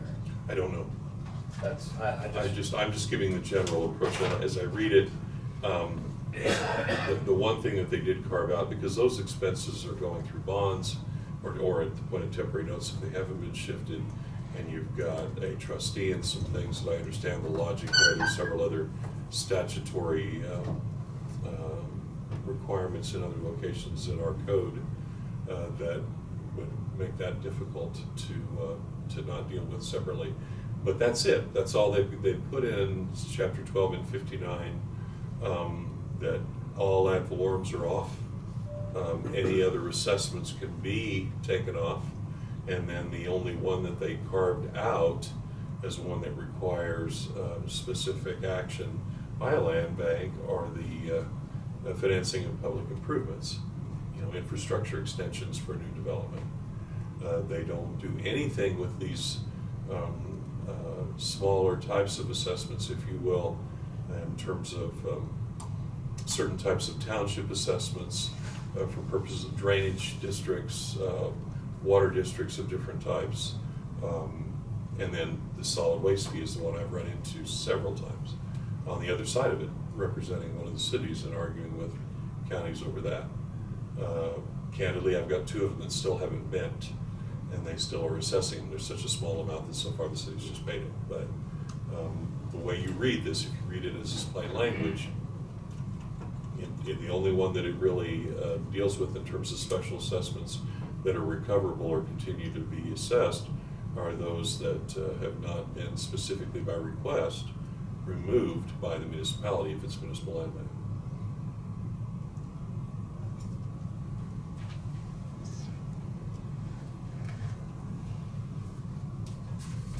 I just wanted to share, in 2020, the property, not this property, but another property owned in the city limits that had a structure on it, all of these specials were waived, as well as all of the taxes in arrear.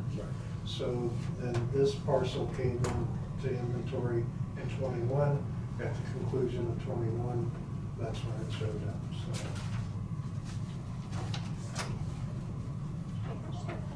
So when you take a property into the land bank, It's the responsibility of the city to come to the county and say, this has been deeded to the land bank, so the ad valorem tax and assessments need to come off. Because somebody's gonna have to communicate that, I don't know. Yeah, we usually get that through the change orders. It's dependent on the county. Sedgwick County, for example, I have to every year look up their parcel numbers on any that have been added to a land bank like in Bentley, Kansas, and send that to them. And it has become marginally streamlined that they take those off. However, they insist on any special assessments, whether it's this or any of the others I was mentioning as examples. Every year I have to go in and make that request.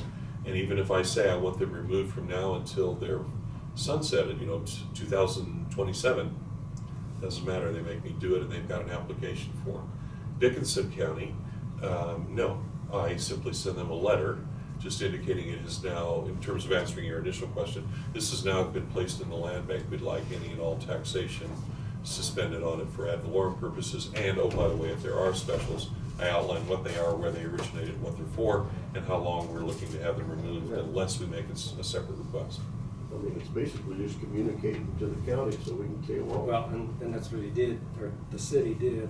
They communicated, and the appraiser took off the taxes, but did not take off the assessment. Right. Done the same thing in Butler, Reno, Morris, but in every once in a while I'll run into it. I can think of 3 of them where they refuse to take off the tax we're talking about today, because they tend to, for whatever reason, differentiate that through their county legal counsel that is in some way a revenue generation user fee. So would it just be appropriate? Would it just be appropriate for the commission to make a motion that for Our purposes. for land bank transfers, that the solid waste assessment be removed? Is that appropriate? Mm-hmm. And that solves it? And what I'm hearing is some counties go one way, some counties go the other. And your interpretation, from what I understand, is that it should be. I still, of course, I'm going to a lot of municipalities, but I view it as it should be removed, because Okay. assessments are assessments are assessments. If someone wants to make a differentiation, say with the exception of, they can add a section E and say with the exception of certain types of user fees as follows, because those are existing and in place all across the state. And get used that way, but they didn't do that. They didn't choose to do that at the time. I would make the motion to make the policy from the county commission that moving forward, property owned or purchased by land banks no longer be assessed the solid waste fee. Second. Okay, second by Commissioner Becker. We have discussion. Commissioner Gall. I'm just looking up at the top of this pink page that we was handed here. What's the $713.89 for the specials? That is a different property. I know it's a different property. I'm just seeing a high special, and it's on Coble Street, and I don't know whether that's. I'm looking for what we may be talking in specials again. Okay, that particular special was actually generated by the city for the development of the sewer and stormwater in the Coble Street Housing Division. Okay. And we still own 4 of the 9 lots that have not transferred to the builder yet. Okay. And the city has the ability to either ask that those be perpetually removed or suspended for a period of time if they want, and then reassessed, because they've issued, I assume, bonds or in some way funded that infrastructure extension. That's what they're dealing with in terms of C in 125909 that I gave you, because there's outstanding dollars and the citizens are required to make good on that. You can't bankrupt specials of that type for a city, so they give them some latitude there to say, you can ask that those be taken off, and we will, if you choose to, because it's your money you're spending. In essence, you're not reclaiming, or you can suspend them for a period of time until you get these sold and back into private hands, or you can simply say, we want to leave those on. Well, it just looked like a lot of specials, and I just wanted to make sure that an example of what we may be running into doing this, so. Sure.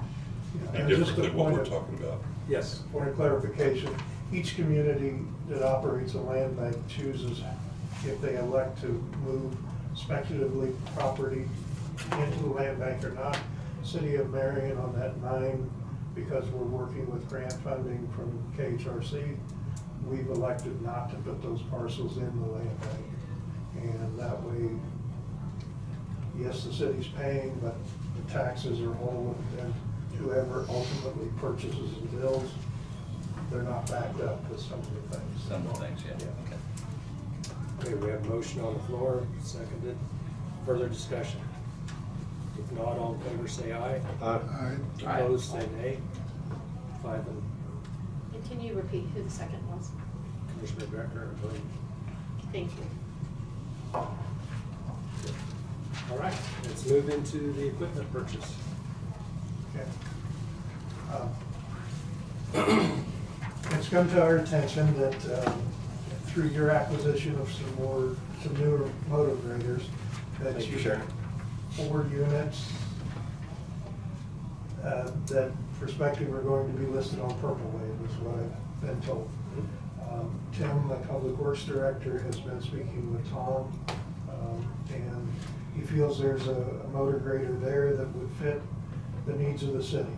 We have a 1965 that needs a set of tires and a transmission rebuild that's valued at about $2,500, and it cost us $27,000 to do those repairs.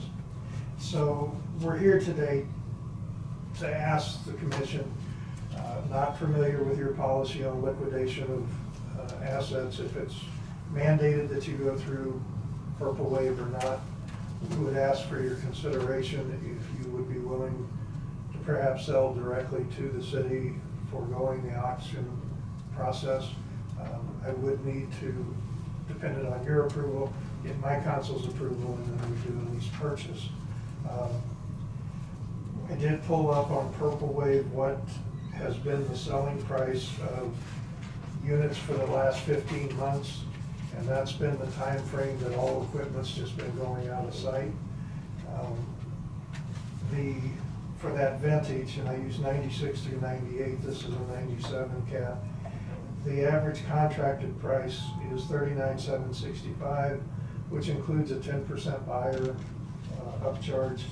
The net to the seller averages $35,788. As with any auction process, a lot of unknowns. I included it in here. I believe the most expensive one in the last 15 months went for $75,900, and very similar equipment sold for $15,400. So a very wide range there. The city, we're respectfully asking, within your policies and procedures, would you be willing to entertain a direct sale to the city? Well, and that's what we've had discussions with our county engineer. We certainly want to cooperate in any way with the city, but I think we were taking a little different approach toward the pricing, and I might let Bryce. What I did is when, obviously Tim and I have been talking for a long time, he's talked about different, and I said, well, this would work out great. What I did was this motor grid, this Cat 120H is one of our smaller units. We've used it in past for blade patching. I just had, when Purple Wave was out here, they took all the documentation, pictures, stuff like that. They sent that to their, whatever you want to say, appraisers, whatever else. They said based on previous of what they have sold, and very similar to this position, they recommend, or they thought it would go for $47,500, I believe they said. Now again, like he said, you're talking a range of $15,000 to $75,000, whatever else it is. It's a crapshoot. So to say what that is, the one good benefit of selling straight to the county is they would not pay the 10% buyer's premium, and they wouldn't have any transportation costs. So there's obviously a big savings there as well. But as far as what that price is, that's up to the commission. The price, just going through the examples, I can't help but notice every Caterpillar is worth more than anything else. Pretty much. So maybe that's where the discrepancy is. Well, and again, that's why a lot of people run CAT, especially with the government agencies, because your resale value tends to be higher. But again, it's, to say that two guys get together and they take this thing who knows? Or you just have one buyer that nobody else was interested in. I mean, you know, again, it all comes down to the fact is that if we want to, if the commission wants to do this with the city, we basically need to decide fairly soon because we go to auction on 24th, I believe it is. So we do have the right not to go through the auction. Correct. Yes, I talked to them and they are holding off any advertisement or whatever else for this until this decision is made, as long as it's reasonable time frame. So What if we got two of them we were gonna put on there? we have two of them that I say they're identical. One of them has a bigger blade on it, but otherwise they're fairly similar in age and size. Ours? Yes. Ours too? I'm not for sure on the hours for this other one, but this one here we know is a good machine because we've used it quite a bit in the past. The other one's been set more, so. Just out of transparency, I think we should offer them to every city that we know has a maintainer. Well, I can tell you that this, other than Hillsborough and Marion, I don't know, well, I do know Gossel has one, but I don't know if any other towns would even have the. Yeah, that's what I was saying, funding. the towns that have similar size of equipment, would it be, is it transparent to our taxpayers to say it was offered to everybody that actually uses one? Also simple equity in terms of a publicly owned piece of equipment. It's probably a good idea. Even if they don't have one. I mean, just, you know, other than going through an auction, I'd be glad to see Marion get it, but I think all of a sudden, Hillsborough might say, why didn't we get a shot at it? Or Gossel might say, why didn't we get a shot at it? Maybe Peabody, I don't know. For the two Bobos too. Yeah, we still have those.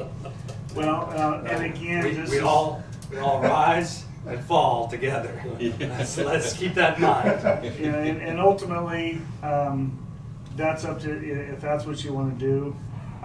Regardless of what you choose, we need to make a decision basically today Yeah. or whatever else, because that still only leaves us about 2.5 weeks until auction time. Now, the other option is that, you know, we'll be having some coming up in the future that we could, you know, put that on there, or we could decide to pull both of them off of there and do it that way. You know, again, you just don't know what's going to happen with the market being like it is, and that's why the price of used equipment is going through the roof, because they can't get new equipment as well. You know, so. I mean, I think it'd be great if a municipality in the county could use some of that equipment, but, you know, rather than just sell it to one, if we couldn't just send out a letter and say, these are available. Okay. Let me ask you this, Bryce. We purchased 4 units, right? We had 3 or 4 already extra. So in token, we should be getting rid of 8. Well, and the reason that we've had that is because of the repairs that need on these others. Granted, I do want to get rid of some more. We're just getting rid of these. We were going to put the other Volvo on there, and come to find out it was still being worked on before we could get it listed. So, yeah.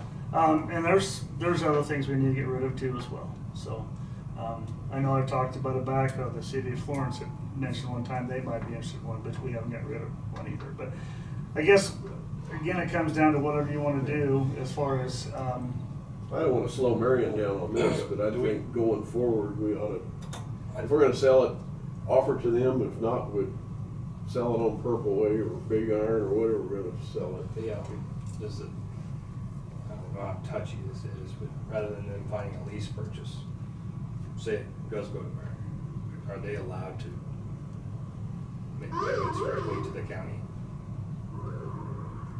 Let's say that again. Are they allowed to make payments directly to the county rather than having to do a lease purchase? We don't need. No, we're not the finance business. Well, I just. Yeah, but that's good. Yeah. It's because it is a government entity. I know what you're talking about, but we But don't they need would to be in still be finance required to business. have an agreement with a non-appropriation clause if they're, and Okay, I was even if it was with the Different about that. county, Yeah. I don't see. trying to right? save. Right. They can get it Cheaper cheap, they than- can get it cheaper through the bank than they can through us. So are you offering a price, or you just, we're still negotiating? Well, I'm just throwing out facts and seeing where you land. Let's divide this into two issues. He offered a price at $35,788. So All right, we're dividing this into two issues. First off, does the commission want to offer it to other municipalities? I think we need to at least see If there's call other around. interest. I could facilitate that easily through an email to the city clerks and Yeah, mayors. email it. With the picture and the description and saying that the county is Yeah. willing to offer it to municipality first. Okay, give like a 1 week or 10 days. 1 week. 1 week. We'll come back to next meeting, because he's gotta know. too. Right. Well, that's the whole point. If we wait that long, I think it's really gonna hurt, or it could hurt the possibility of Okay. people looking at it. I thought you held one back off the set, on the Purple Wave. That is this one. Right. Right. What I'm saying is if we wait for another week and then we decide we're gonna put it on Purple Wave, then we'll lose that extra week of. Yeah, exposure, because they come up online, at 2 months out sometimes. Yeah. And so it allows people to get more eyeballs on it and put it on their watch list. So how many days do you want to give them? All I say is the more the better, but again, you know, that's, again, totally up to your discretion what you wanna do. 3 days? We're still not gonna make our decision until Monday. so- Or it won't go on with this Purple Wave. That's the other option, is just hold it. and then- That's what I think I see over there. I mean, I thought that's what you already decided, was you weren't listing it. You were going to offer it or make it available potentially to the city. And if you want to offer it to other municipalities, you could easily do that, but you would have to have them have enough time to at least even have a meeting to review it. Right. Now, here's something else we could do is, we hold it off of this auction, then turn it right back Yeah. on to the next. Right. Whenever, they typically put these all together in a government auction. That's what you just, Yeah. Right, and so then they could say if they have interest, I mean, right away, within a week potentially. And then if there's other interest, then you can decide how to go about that. But Right. if there isn't, then I think you could do what you wanted because you've given them the that'll ability to also, do that. when do these come up? When Probably does 2 the- weeks 26th. actually. You need 2 26th, weeks. right. So that actually gives you more of a number to go off of versus one of the other. Again, yeah, I mean, and that's the thing is, you just never know who's gonna bid on and what the price is gonna be, so.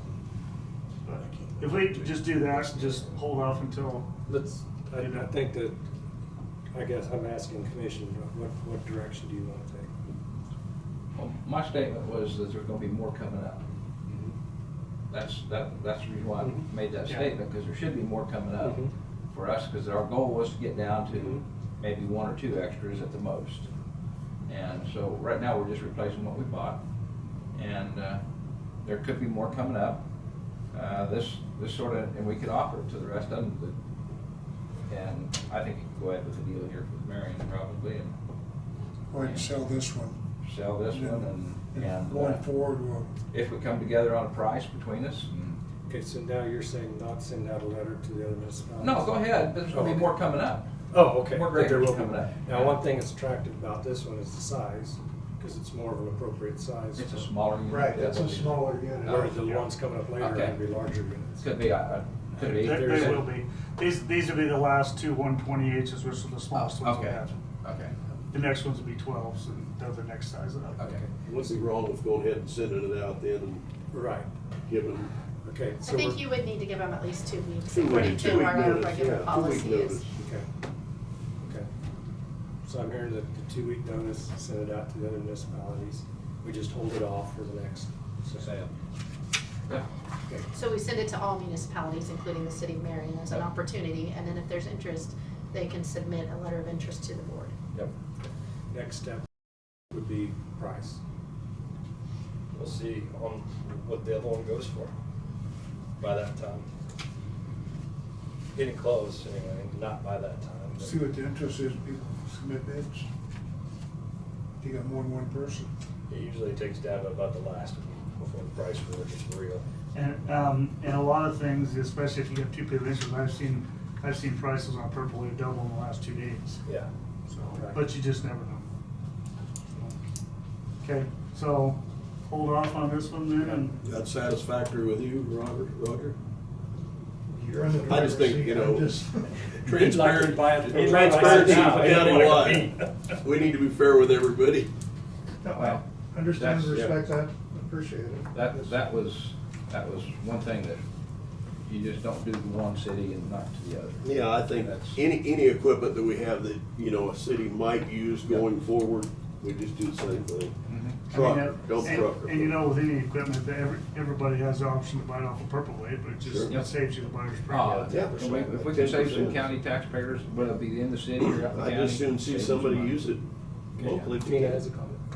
Well, if you're not gonna necessarily set a, I think maybe it would be just to have them submit, they could either submit a sealed bid or a letter of interest and price to get renegotiated, or how would we do that exactly in the letter, if you're not gonna set a price? You could specifically ask just for an indication of interest.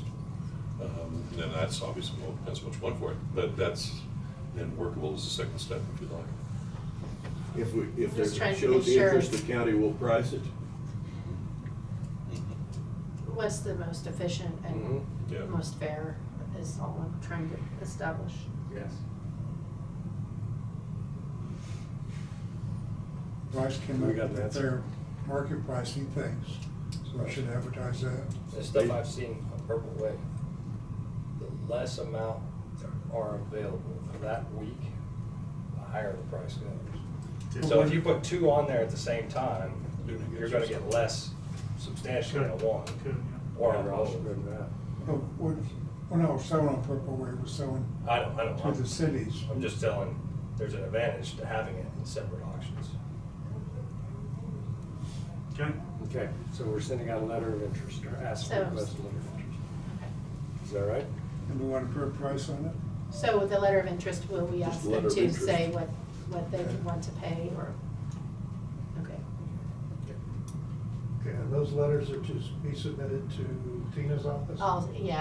I'll send that out, soliciting the Okay. letters of interest with the instructions of the deadline, and how to submit. Thank you very much. Okay. So we thoroughly confused the issue for you, Roger. Not really. He's just gonna turn around and resend this back. Okay, Commissioner Dawkins. There's a fourth item that Roger didn't put on here too, Okay. is that, I think, I went over and visited with Roger and about possibly what all can be built on that lot over there. Oh, And he's okay. submitted a letter here, I'll get a copy, Tina will copy it off and give it to everybody here after the meeting. And thank you, Roger, for doing that, I appreciate it very much. It was just researching what conditional use permits existed on the parcel, as well as the zoning setbacks, so forth, for the Yeah. areas for any future development. So all the answers should be in there. Thank you. Okay. Thank you. Thank you all, appreciate it. Bryce, while you're here, you want to move into your report? I set up the Tina's. Or you wanna go back to Jonas and do the? No, we're fine. Actually, Since you're gonna- we can do an executive session. How about that? All right, first of all, I have transport fuel bids. Two bidders, MFA and EPS. MFA was low for transport,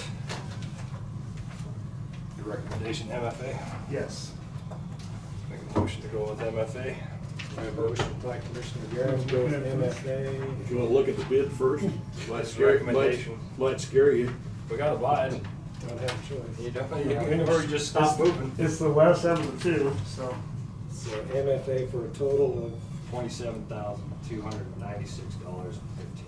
okay, motion Commissioner Garing, is there a second? Second. Second Commissioner Becker, discussion?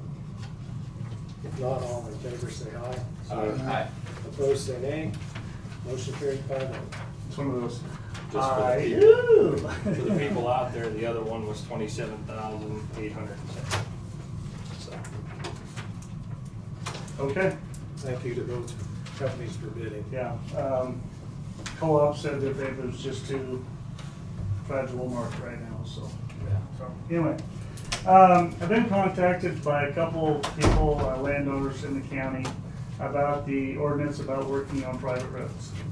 Questions been brought up about mowing, and cutting trees and things to that effect. So I guess my question to the commission, and maybe Brad, do we need to come up with a formal letter or something to that effect that basically would give us I'd be able to write a description or something to that effect that they could sign, or do we need to go that far? Do I just need to document it myself? I think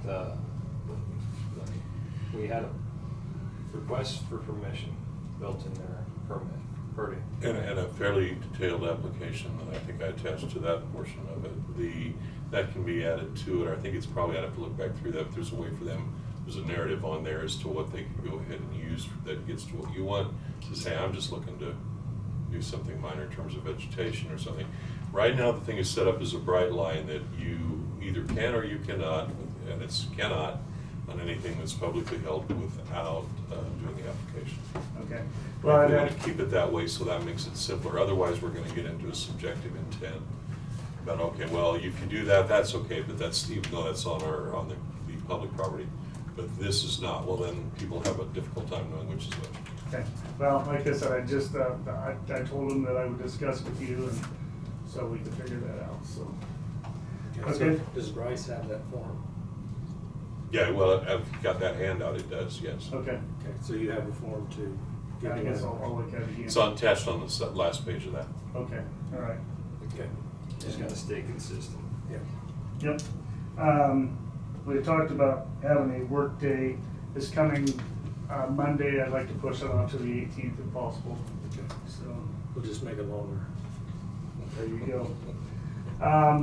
Been keeping up with the price of hot mix. The price of asphaltic cement, I guess, has almost doubled in the last 6 months.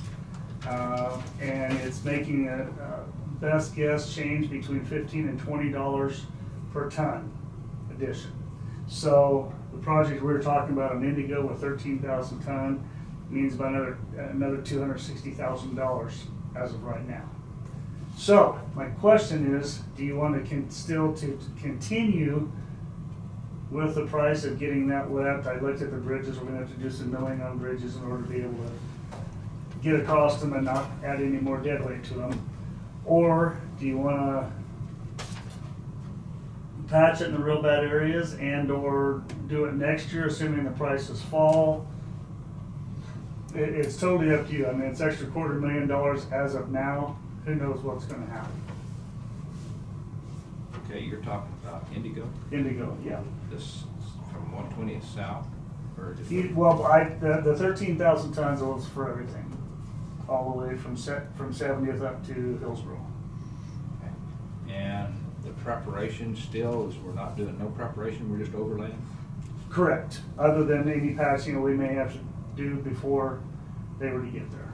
I would, any patching, you mean the Well, bad holes? yeah, bad holes and stuff, yeah. Okay. I had a phone call this weekend, and the gentleman was very upset because he builds roads. He says, we don't patch some of those roads, some of those holes and that weather cracking that's going on down there. You might as well just, you can build it for 2 years, or you can build it for 10 years, whichever you want. If you don't patch it, you're building it for 2 years and throwing your money down the drain. That's his opinion. He's a landowner in this county. He says this BS is what his direct words for to not to do anything. So I'm just passing that on.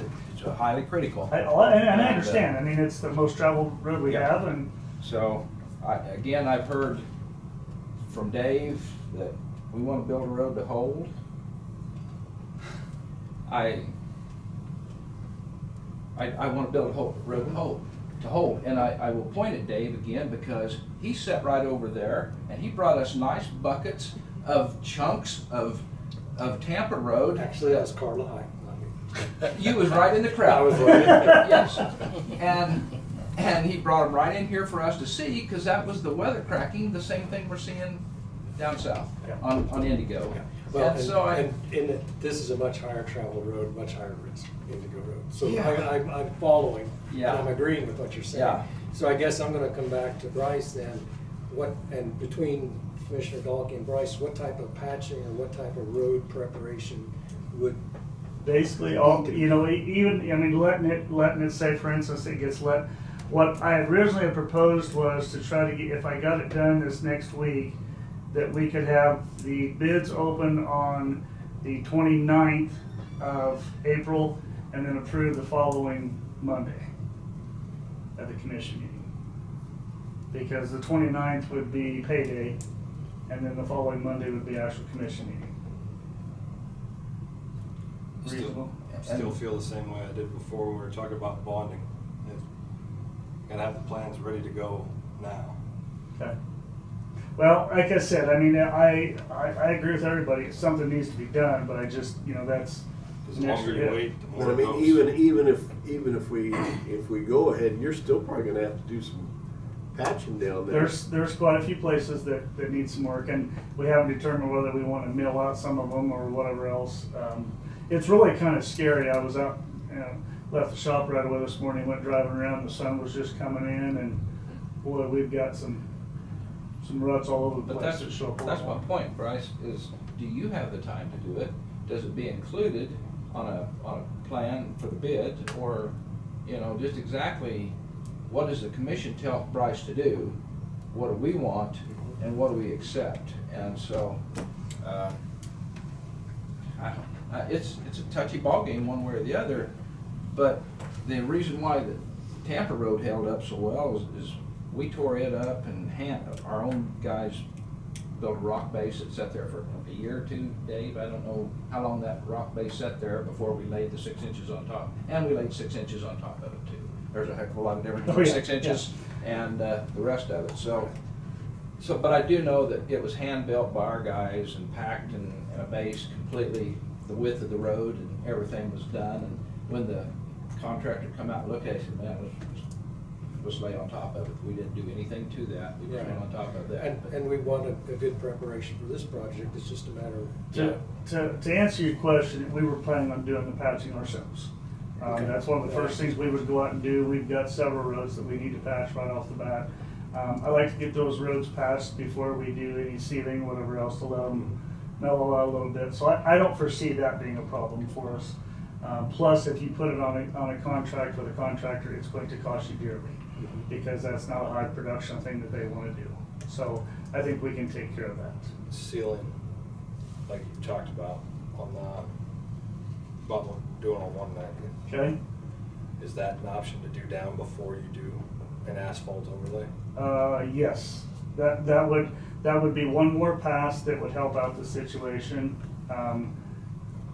It's just like anything else. Dollars too, but. Yeah, and that's the same like anything else. You're just making another pass at it to smooth it up and add structure. And it's more structure than a chip seal, but it's less than an overlay. But yeah, that one thing that would help immensely would be to fill up the ruts and the low spots more than the other lift. But I kind of like Commissioner Gehring's idea, because it seemed to be really affordable. well, I think it is, and the other thing we look at, the more we do, I would think that the less the unit cost would be as well. You know, I mean, for the whole, the more units. But, you know, I can check into that. I am meeting with the other contractor tomorrow on 190th. We're gonna look at that to see what they think. Well, that lasted 5 years, right? What's that? That heat. Indigo, Yeah, and to be honest with you, not the south part, but. well, to the be rest of honest it. with you, that stretch of road, I mean, I don't know what the deciding factor is, but typically you would do, my personal opinion and professional opinion would be, you should try that on a road with more structure to it. You heat up all that asphalt, it tends to get a little more fluid. You put those heavy equipment on there, and again, it's a crapshoot at the time. You didn't know. I was kind of expecting, you know, maybe some areas of water or whatever else underneath there. It's just wet material 3 feet down, and so that's kind of tough. Yeah. So, but anyway, I can come back with you know, an option if you want to do that process as well. But I'll go ahead and get this. Is there an option where you could do that process, let it lay a year and then come back and overlay it? Yeah. Depending on how it looks? Sure. Well, and that's kind of what I was getting to, is because that would be at least more of an option than just a chip seal on it, which really wouldn't do much for us. We could do that process and then see what happens. And everybody is just optimistic that this can't continue. The price of these oil, it's got to come back down. Yeah, but is that well, in 4 years? 4 years? 3 Yeah. years? Yeah. So But if you want to, I could, you know, check into it. And can you run it to lead with the 2-inch overlay with a alternate for that sealer? I suppose we probably could. That way we can keep this ball moving. Yeah. Yeah, but that sealer, that's all they do, isn't it, that Yes. company? Right. Yeah. But it would be an alternate that we don't have to select at the Right. bid Yeah. time. And I don't know how you would do that. My guess is due to the volume of the figure is probably would be your overlay would be the prime contractor. Yeah. And so then they would turn around and probably, I would say, somewhat mark up that other option as well. But it's still not gonna be too awfully much. But I'll check into that and get back to you. I just wanted to bring up the issue of what's happening in the market, so. I think with the cost of oil, anytime we can recycle some oil that's already there, we're better off. Yeah. So, When can we, you're not gonna be here next week, right? correct. But I think I can get it out yet this week. Okay. Because biggest thing I need to work on is bridges. I went down and looked at, we've got 2 to 3 inches of asphalt on the bridges that we need to mill off because we're gonna be adding more back on top of it. We don't want to overload the bridges. What kind of weight does 2 inches add to it? Well, it's, you look at 145 pounds per cubic foot all the way across there. I was talking to people about maybe just milling it all off. The problem with that is you may open a can of worms that you don't know what you got underneath there. The deck may delaminate and everything else. If you leave a 1/2 inch to 1 inch on there, I think we'll be all right and then go across it with it. And we'll taper it in on both sides, so. Okay. Did you get an answer to your question, or did we just Nope. go all the way around? Nope. You got an answer? Yeah. Okay. Yep. We got that meeting Wednesday that Commissioner Mueller and Commissioner Becker. I don't know whether his Tina been notified they did finish the chimney outside with the big lift out there. They moved it anyway. We heard of it. Good. Yeah. I was in here, so. Yeah, well, and I just say, because when I come back at noon, what they did is they took the cap off that was up there that was loose. He said he took pictures, so you probably get pictures. He said that the masonry cap or the concrete cap is in bad shape. So something to look at down the road, but he took the grate that was off there and he brought 2 other ones and we modified 2 of them to go back on there. But anyway, they are now structurally intact, and so got the machine parked out here. He said hopefully that either this afternoon or tomorrow they'll pick that up, and Larry over here pulled the barricades ready, so we're back to parking out here. But anyway, yeah, we just took it up to our shop and had it fixed in about 30 minutes or modified. So, but anyway, just FYI, like I said, I didn't know if you had heard that. I checked into the municipalities, whatever else, with the city on the CDL training. Well, come to find out, we have to join the municipalities as an affiliate member. So therefore it costs us, what was it, 200, I don't know what it was.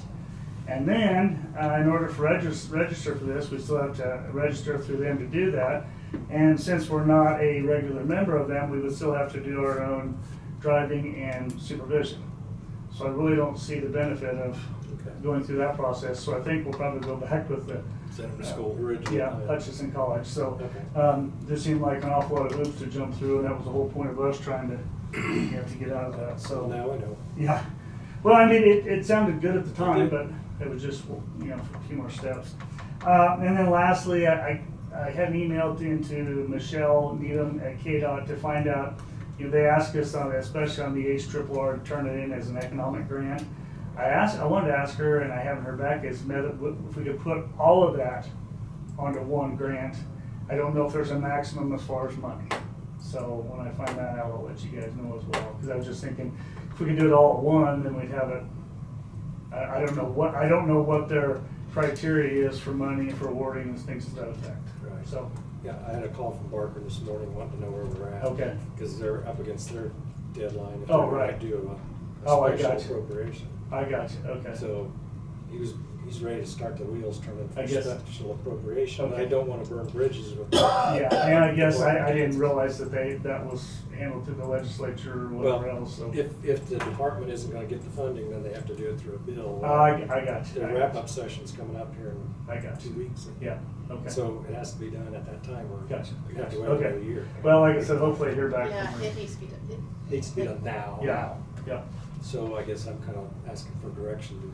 Well, and that's why if not, I'll go back and call her. Find it, get information from Yep. Michelle, and then let me know as soon as you get Yep. it. Okay.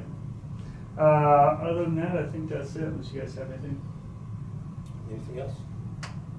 Nope. All right. Okay, All right. 6. Okay.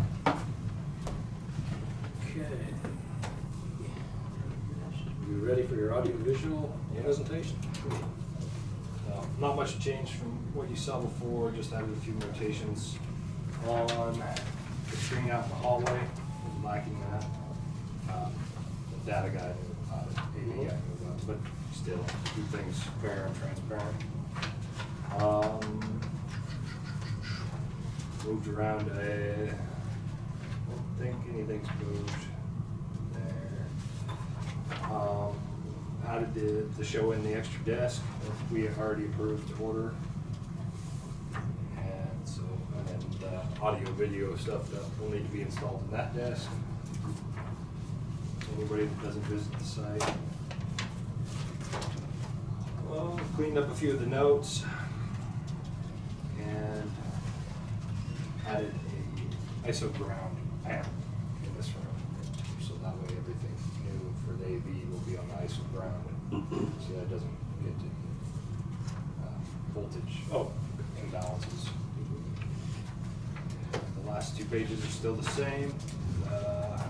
System summary, still the same. And then there's a sample back page, pretty much with all the options listed throughout the whole set of drawings. That way, line by line, we can yay or nay each one of them with the base bid up at the top being separate. Didn't know sealed bids, date, time to have it all done, if we're still gonna go that route. So that's why I left those blank. That's So the last are part. we good to go out to bids then? Okay, Tina, did you have any comments in looking at it? Nope. Nope. You sure? I wanna make sure this is the best for you, so that way we get the best out there too. It's beyond my comprehension, so. Come with instructions. You know, as long as it just has one button, on and off. All there. Also calls out for that. Second to last page is a 2-hour customer training provided at Solution. I don't know if we specially request that. You know, we can have that 2-hour one after. We especially request that during a commission meeting. That way we can have the most possibility of oh, I need to do this or that. Real scenario, or is it better? I don't think so. No. Okay. I think it'd be better I mean, just I think if somebody wants to one-on-one. attend the training that's a commissioner, that's fine, but Okay. doing it as a public meeting, I don't think is probably, Okay. And necessary. It needs a second person trained on this too. right, so we could do it, Yeah. yeah, we would definitely need more people trained, Yeah, yeah. but not a public meeting.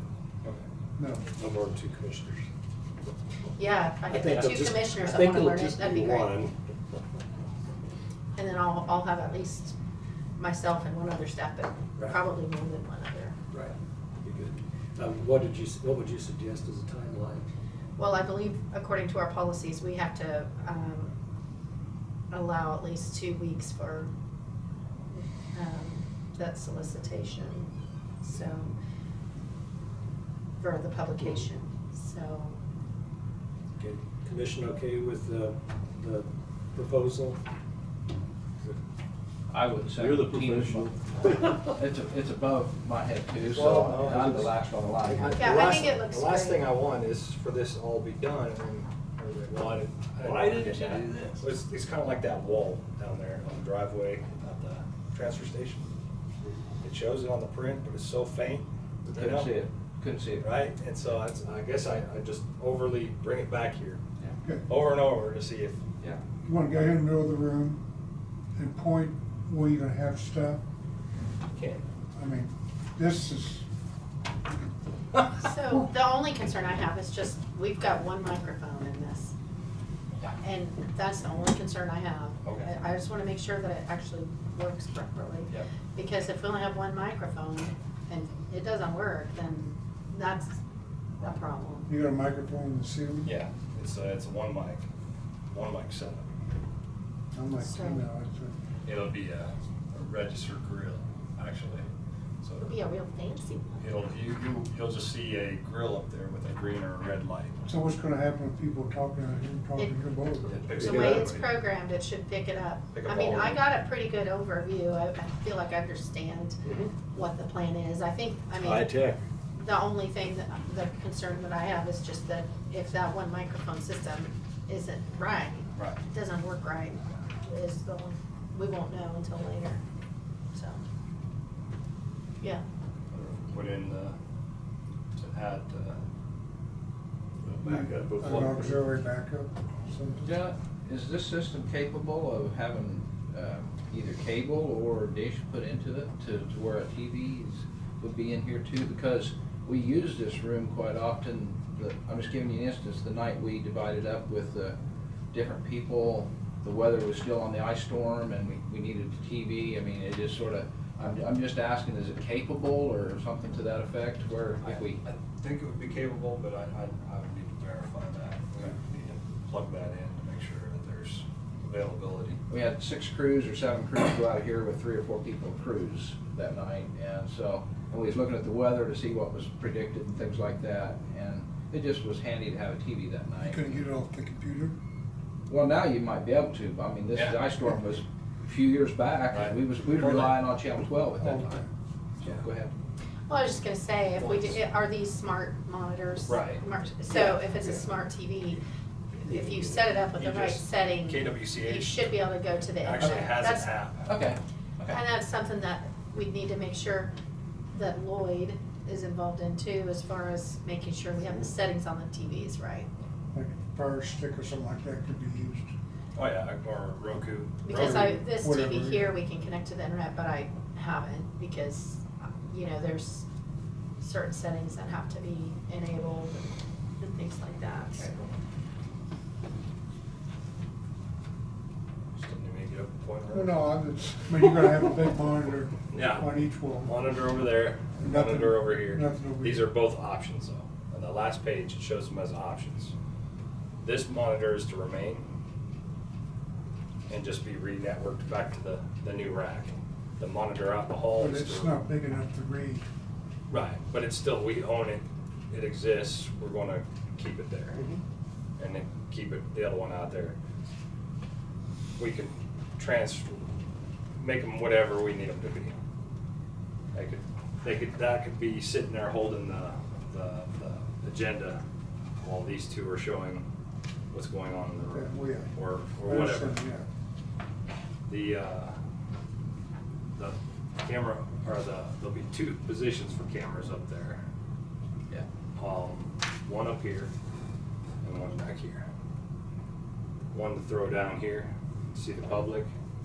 One to try to shoot, grab the hot seat. And 2 there just based on the wide angle that we have here, so it's not constantly moving. But only 2 of those cameras are put in the basement. The other 2, wherever they want to put them, or wherever we decide to put them, are options to try to make sure if this thing gets out of hand, there's too much price, we can start shaving stuff and get back down to what we can afford. The mic, as Tina said, there's going to be pop-up jacks at every seat location. For each location will have a HDMI port that may not be utilized. It'll be up there, but that adds extra money into the rack. The one over there will be utilized, the ones over there will be utilized. Be plugged in the rack. Those are in the base bid. The rack can be expandable to accept more, and the cables will already be run, but they won't necessarily be tied in up there. Each spot will have 2 data jacks at it for the planning and zoning when they're here or whatever, so that's the reason why there's 2, because we all need one. So there'll be 2 USB ports for charging. Like most of your newer computers sometimes have the USB. You plug it in, you don't have to rub, and then 2 outlets. So try to keep in mind for planning and zoning to also use this one in the whole thought process. 2 chases down that wall, behind that door, ISO ground panel, also behind that door. That's what's going to feed most of the electronic equipment, so that can keep it from surging. There is an option for a door closer. Yeah. We could, that Talked would, about that, yeah. may take it out. That's a luxury. Yeah. There is an option for a camera in the hall with an additional monitor. So that is an option, so they can be, price gets too high, we don't think we need that, we can nix it. And that could come under security, Yeah. so you can see what's coming at you. Yeah, it could. Hopefully it would tie into security somehow, and just have this being a monitor. Pretty straightforward. I mean, in the scheme of things, for me, I passed it around the shop a little bit, making sure that everybody at the shop wasn't confused. Because if they were confused, then I knew I still had to work on stuff. But they seemed to think they understood without ever coming here. So. All right. Thanks for putting it together. Yeah. Great job, John. I think. Any other commission comments on it? Good estimate. No, I have taken the position of not assuming that I am going to do any of this. Do we have a list of contractors that do this kind of work in the area? Or do we have to find the list? Do we have to research? Well, I only have the one. Okay. That's the only one I know. We know of some others. So. Who did the jail? Well, they don't really have that's a security system, that's a whole Is it? different kind of setup. But I do have, like, some people that I have dealt with before that I know of, and we'll put a little ad in the paper, and we'll put an ad, and we'll put the RFP on our website. I think you need to allow at least 2 weeks to advertise, and at least another 2 weeks to come up with a bid. So. Target bid opening middle of May. End of April, probably. Or, actually, First. they only need 2 weeks. End of April. As far as the contractor goes, usually, they only need 2 weeks. I don't know what statutes or what, anything on that. And our policy says that if we're going to, when we solicit bids, we allow 2 weeks for the advertising of it. So if we advertise it, we would have to have it to the newspaper yet today if we're advertising it this week. And so you could, if we just do a little blurb, send it to our website, that's good enough. And then, so. First or second week of May. So we could do the 6th and the 13th and for the advertisements, and then have it do, we could do the bid opening on the 25th or the 29th. Possibly. Yet this month? I think so. Because if we send it out and. I didn't know what the availability of the equipment, John. Do you think there's any problems with the contractor getting availability? As far as bidding it, there's no issue. Okay. As far as How long it getting the takes. equipment, the screens are probably gonna take 5 months. The what? The screens. Oh. But the sooner we get the bid awarded, the sooner they can get stuff ordered. Yeah. So you could potentially do the bid opening on the 29th of April. And then, so make bids due the 28th by noon or something like that. Do the bid opening on the 29th. You could potentially do a bid award the next Monday. I move that we proceed with a audiovisual RFP. Bids due the 28th at noon, bid opening on the 29th at 9:30. Is there a second? Second. We'll give it to Commissioner Dalkey. Any further discussion? Not all in favor, say aye. Aye. Opposed, nay. Motion carried 5-0. Okay, We can get a we'll little get word that out. in this week and then Yep, get it on the we can website. do that, and then I'll send to the known contractors.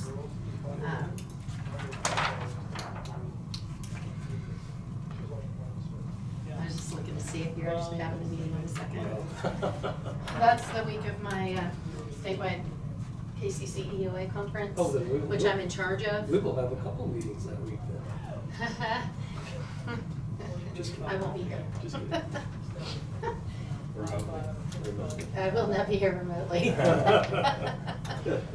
There's no way. Very good. Well, if we can do that. Again, thank you for the work in putting that together. It's important for people that aren't able to be here. Keeps apples. Very good. All right, county councilor's been very patient. He has a long list.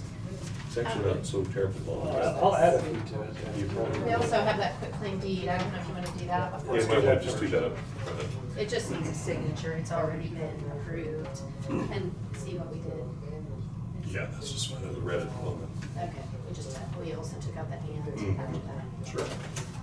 Okay, so you've already approved the board chair to sign this, so we'll just need to sign it there.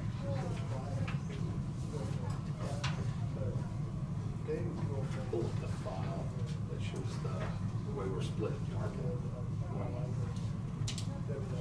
I can try.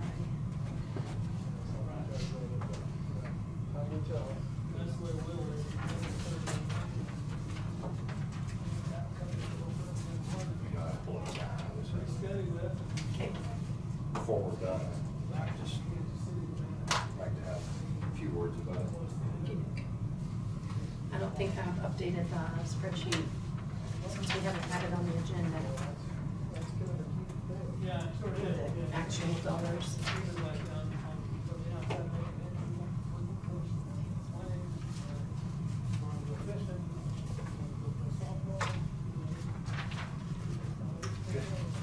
So did you want to move into that now? Okay, maybe let's let Brad go to the next item. Okay.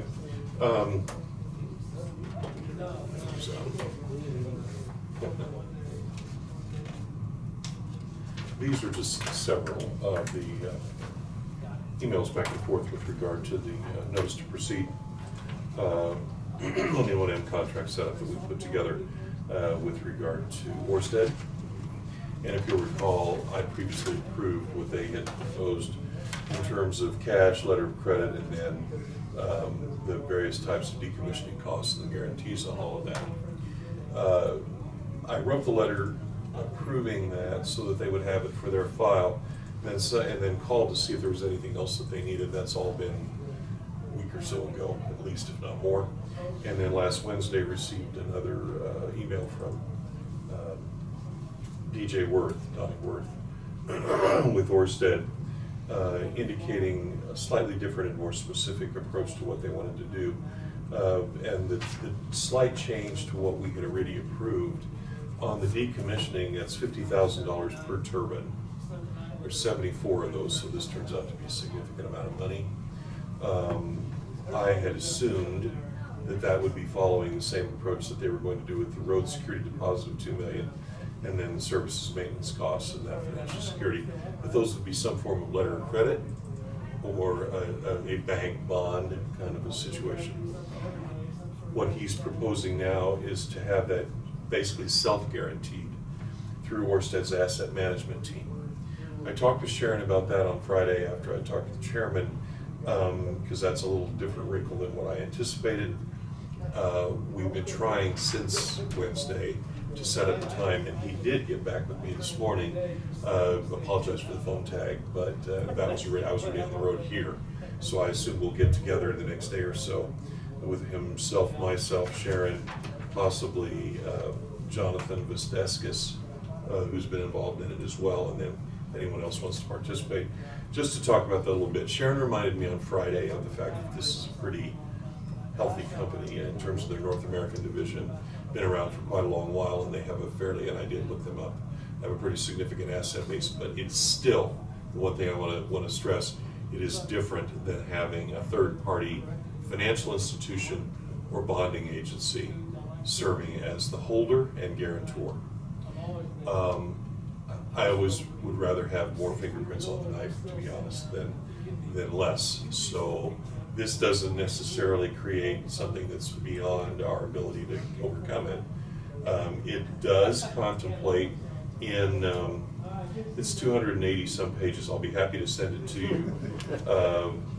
We'll let you summarize. The agreement that we put together. But it does contemplate in 5.3A, references in 6.2 of that agreement, the ability for that kind of insurance to occur. So they're not asking for anything that's not been at least thought about and put into the agreement. I think we'd have some input on whether we really want to do that or not. I had hoped to have that conversation with him before today, so I can tell you what they were doing in the way of assuring us that that's more than enough of a form of promise that we can be comfortable with that. All of this, you'll recall, is probably going to be assuming everything goes okay. A number of years down the road where most all of us, quite frankly, are not going to care. But you do have future generations that will. I tend to be pretty cautious with this stuff every time I do it, so that caught my attention. I'm not trying to hold them up on this because they're notice to proceed, somewhat dependent upon this going forward and this all getting done, and I thought we were through with this, to be honest. But then when he wrote that the other day, I stopped again because I'd have to change my letter, which is no big deal, but it would be approving that singular form of guarantee. So that's by way of giving you an update. I don't know that I'm asking for anything today until I'd like to hear from him. And then if he's got something in writing he can provide that I can give to you, I'd like to have that before we make a final decision. It adds a few days to this again, but you're talking about a lot of money in terms of 50,000 times 74 turbines. 3.5. 3.5 million. That's not a huge amount of money. Not to them. Not to, I mean, really, it's a large amount of money, but you got to take that in context of what size the company is. And what they're actually. My position is I wouldn't accept the strength of that company as any kind of guarantee.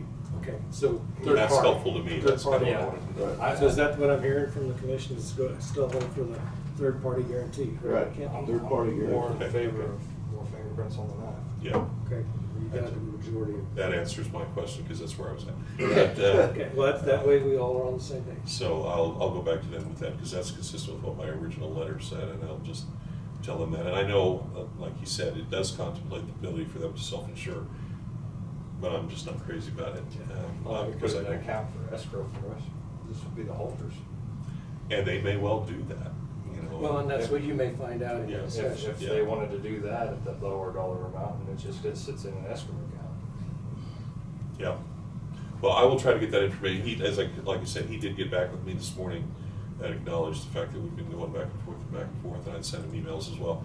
And I think we'll try to get them on the phone in the next day or so and have an answer on that part of it. Very good. A few other things. What else did I have? It's in the quitclaim deed. We've talked about the land bank already. One that I apologize for. I'll just do this electronically at this point because I made all the copies. One of the two new lawsuits that we have involves, I don't know that much it's public in terms of its petition. We had an uncontrolled intersection accident between a county vehicle and a Star Lumber delivery truck. Our insurance finds them, just to give you the kind of the general overview, they believe they're at fault. Star Lumber's response to that was, no, I don't think so. And so a petition was filed, and it was filed on behalf of Marion County because we're the insured, as opposed to the insurer. Since it's over $1,000, they were wanting to have that run through the primary party, which is us. So I wanted you to be aware of that. I went ahead and got copies from our legal counsel, which is Jeff Kuhlman from Great Bend, a law firm there that has done this work before. Please report a letter from Star Lumber with rejection, and then a copy of the original petition that goes in the county's name on your behalf, so that you have all that in front of you. I should have more information from him by next week, because that's kind of been cooking now for a couple of weeks. And so I'll just electronically provide that to you, and I can always bring the hard copies as well. And when I picked everything up, I thought I had it, because I'm looking through everything, I do not. There's another new action that I know nothing about on the one we're involved in, that I intend to get all the information on. I just got a phone call Friday on it, so I will get that one to you as well. What else? Oh, this one was sent to you, but since I've got it in paper form, I will give that to you. And also by way of update, we have everything completed. You've approved the settlement with APM. Was hoping to go ahead and be able to cut the check, but I want to release, and I outlined the subcontractor's requirement and all that. It's in this one. You have this electronically for your records. Here's a hard copy in case you wanted to look at it and have any questions right now, realizing you probably don't, but their attorney acknowledged receipt of it and said he might want to look it over and add a couple of additional suggestions to it, which is fine, realizing that it would probably mean that it was next week before we could approve and authorize the check to actually be cut. I want this approved before the check goes out, obviously, for any number of reasons. We could approve the check if you'd like and hold it, but I guess for a week, I don't see that is that big a deal. Just like to get it done. Mm-hmm. So that's where we stand on that. It's really the ball's in their court in terms of this settlement agreement. The one that I gave you includes everything that I would want us to have by way of assurances that this is it, this is all. We didn't acknowledge any particular assertion, allegation, or purported claim as being true or correct, that this is just done in the interest of a collective form of settlement, and that any subcontractors are and will be fully satisfied out of this amount. That if they fail to do that for some reason, that our legal fees in addressing that issue would be theirs to pay. Any commissioners see anything in the agreement that you would like to discuss? And you have a week here to look at it, if you want to. If there's anything else I thought it you was suggest. everything we talked about. Yeah. Get that wrapped up, yeah. But the second contractor that he subbed to, what's their legal right if they don't get money? They have the ability, well, they're pretty much out of time, to come to us to place any kind of a lien on it, but they could, in theory, in that action, their contract and their standing and privity of contract is with him. However, the beneficiary of what they did is us. So if someone wanted to go ahead and do it on the theory of unjust enrichment, they could go ahead and name us. That's the whole reason that I want indemnification and assurances that all of that's being satisfied out of this lump sum payment. I did not ask him to produce a release from that contractor, because that could take an extra month. But I could if you really felt so inclined. I just hate surprises down the road. Yeah, I've tried to go ahead and put any and all of that in here, and they understood that that was really a prerequisite to this being released. So We probably can't pay until we pay him. Well, yeah, but basically, if we got that, then we would probably be able to write them the check directly, get them to release the lien, subtract. could certainly do it that way as well. That's it's a way to do it directly. What it does is it adds a layer of activity to it. It takes additional time and exchange of documentation, but it's certainly doable. I don't know how much he's got out there with them. I know they were at the tail end of it, but I truly don't know what he intends to pay them. Bryce may even know, I know, because he knows who it was. if you'd like me to investigate that a little bit further and get back with all of you the next day or two, I'll do that. Since we got a week, you say? Yeah. Maybe for next Yeah, week. well, or before then, just so you Sure, know. yeah, Yeah. that'd be good. Okay, I'll do that. Bryce, Good for us to contact him and see if you could just get him an email that says, no, I don't have anything. At least you'd have that, an email documentation or something. I'll check on it, see how much additional information I can get. One last thing that I do need to get resolved, Randy Frank was involved in this, and he did send it on to me. I have had conversations both with the company and their legal counsel, but really primarily the company. Auto House was involved or was asked to go out. This was back in November of last year. They were called out to do a cleanup on a highway fire debris on 56. They did in fact do all of that, but what they find then is that their payment generally is coming from the insureds, from those who were involved in the accident. It's on our roadway, so you immediately have this, okay, we're not gonna send out a check that doesn't have the county on it, for example. Well, they're trying to resolve that. Brian Bina represents them. He put together a little form that would allow them to be paid directly with our blessing, our acquiescence. She sent it to Randy as emergency manager director, since it was an emergency call out. He forwarded it on to me. She and I have spoken. I don't really have any great heartburn with the form. All it's really saying is they provided the service. We're willing to waive any interest we have in that. I initially was reluctant because I didn't know if we had any additional expense that we had incurred.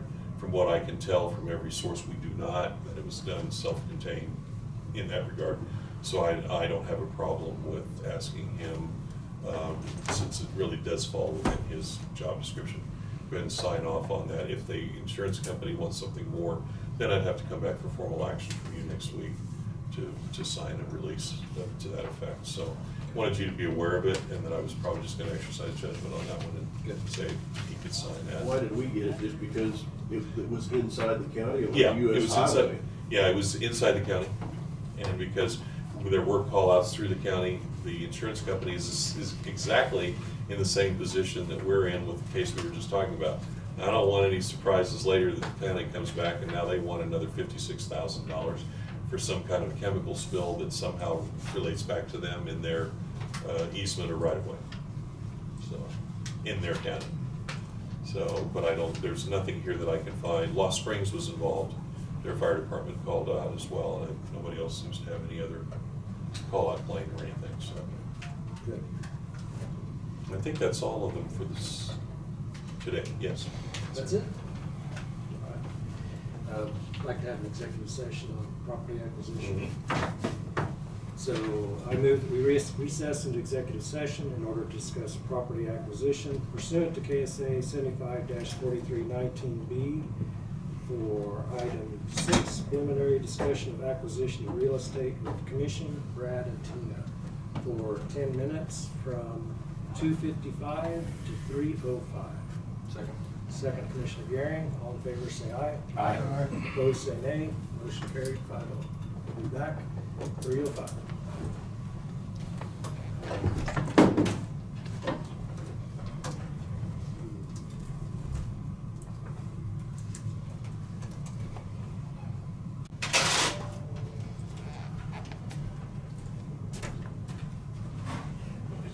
This conference will now be recorded. We're good? Yes. All right, we're out of executive session. No decision is made. We are going to have a follow-up executive session for 10 minutes.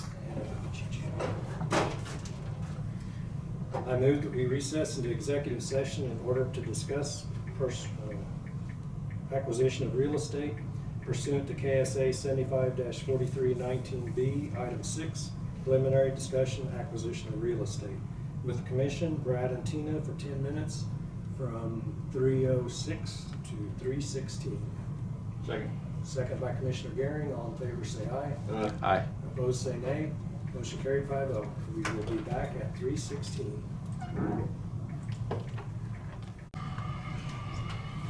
Damn Tide Pod generation. Here we go. This conference will now be recorded. Okay, we are out of executive session. We did invite a property owner into executive session for clarification. And I do have a motion to authorize purchase of 203 South Main for $50,000. South Third. South Third. Thank you. Is there a second? Second. Second, Commissioner Becker. Discussion? If not, all those in favor say aye. Aye. Opposed? I abstain. One abstention. 4 in favor, 1 abstention.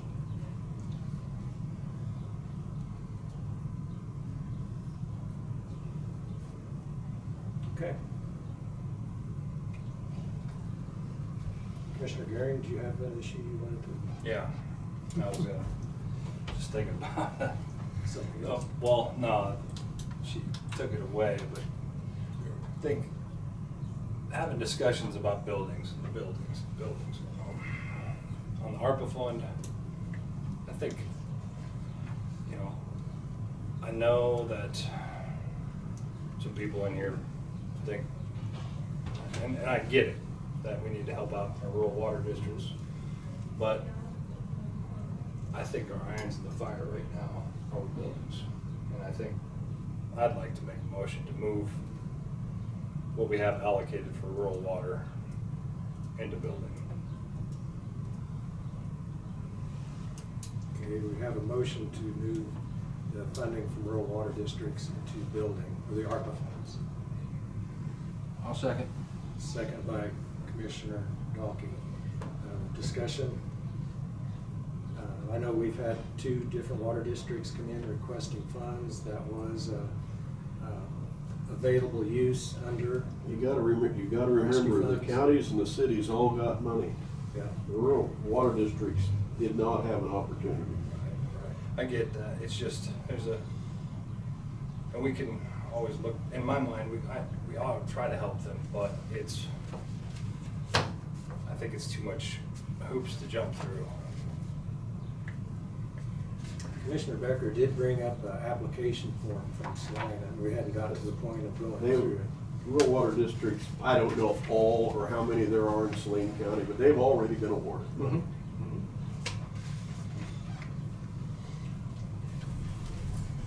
Yeah, well, I guess that's my motion, I'll just stick with it. I think this money's designed, like some of them specific, that goes some places, but I want to spread it to where it helps the most with whatever we can. And I think buildings that in the counties would be more than, instead of financing every tax person in this county to help on the building, this may be a chance for us to have a building to accomplish what we need to do. So that's my reason for second the motion. I don't know. I think our most important resource in this county is water. If we don't have it, we have nothing. I guess my wish is that we had more money that we could use to make a difference, because there's a lot of needs in the water districts. I can tell you that northwest Marion County, if something happens to rural water district number 1, you're gonna have a desert up there, because no one would have any water. If there's a little bit of water there, and it's undrinkable. It'd have to be attached, most likely Hillsborough. And that would be a multi-million-dollar project. I think there are, I feel things are kind of aligning in that way. Just, you know, I read the paper about this and It'd be a that. hard sell for Hillsborough to say, now we gotta supply water 10, 15 miles away to 300 people. Well, yeah.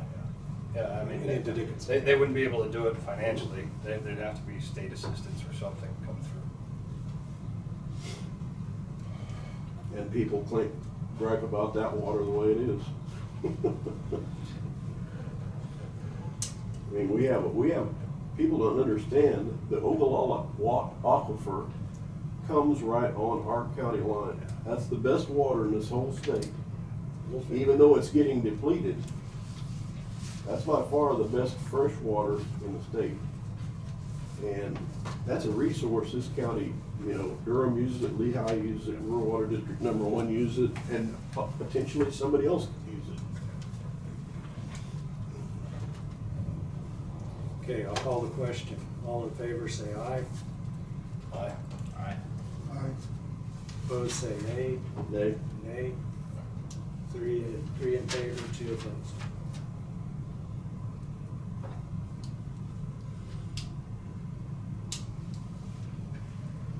Okay. I think that completes the regular agenda. We'll move into public forum. Mike? No comment? Oh, I guess maybe the first thing is, I'm like everybody else and question what your resolution entails. From what I know, I think there's only 2 of you maybe that are still on the commission. They granted me permission to grade in our immediate area for the last 10 years probably, without question. There's been some insinuation. If somebody thinks I intentionally went out to damage any roads in the past, present, or in the future, how acidine is that? And yes, Mr. Mueller, I do have to work once in a while. Good.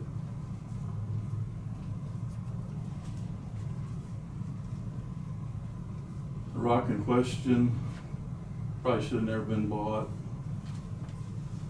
as a top coat rock. My suggestion is when they put it out there, let's wait till it rains. I offered to pull the roller. I mean, I've got a 4-wheel drive with a dozer blade on it, and if the roller was hooked to it, we could lay it out one day, smash it in. But we didn't go there. To say I did anything to endanger any road was I made it safer the day I pushed that back, knowing it's going to be at least 4 days to moisture. Now, whether it's my preference of how many flat tires I got or how much they damaged my tires, we went through the same thing a few years ago when they dumped out 1x3 in the middle of summer, made us drive on it. Probably just that summer alone between my tandem trucks, semis, probably ruined $15,000 worth of either life in the tire or tires, whichever, plus putting up with it, rattling the cabs to pieces. So if we're going to use a base rock, let's incorporate it right. That's all I asked from the start of this whole mess. And where we go from here, I mean, I've bought over $50,000 worth of rock, pushed snow off the road several times, just this month as, 6 weeks ago. I had 12 people behind me when I took them to the highway, including my wife. And regardless of what Bryce said, that was a county motor grader turned around at Lincolnville and went back west instead of continuing and opening that road. There's at least 39 people use that every day to get to work. It's just not me. And if there'd been a school day, you'd involve 11 more vehicles or people driving to and from work. We're out to keep the roads as safe as we can. The history of that road is there's already been 2 fatalities, and Jeff Peterson has been in a wheelchair for the last 40 years. Maybe not the only reason, but right where all 3 accidents happened, there was the biggest washboards that at any point anything over 40 miles an hour could get away from you. And I'm not even sure they were driving much faster than that, but that's the condition of the road and the history of the road. Right now we have 6 young drivers, even though Center High School has less than 100 students, drive that road to work every day, or to school every day. So the safety of them kids are pretty important to me.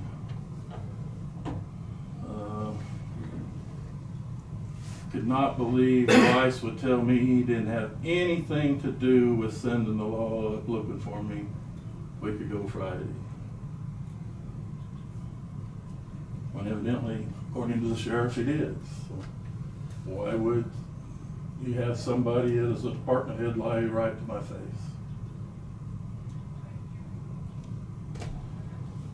I'm surprised you let me talk this far without shutting me down.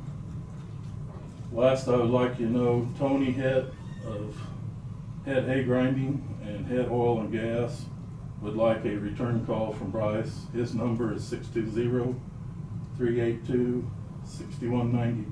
Yeah, they graded his road and they're putting in his culvert. Huh? They are working on his road and replacing his culvert. Well, that's not quite correct either. All right, well, thank you, Mike. So what is my next step to get, is my permission gone, or do I need to sign something or sign up, or? Bryce has the new forms. You can apply. Insurance has to be provided. I wish, Yep. I wish somebody would have said that It's on the a long application. time ago, or told me in my face that I really don't have the right to be out there anymore, and that hasn't happened. All right, any commission comments?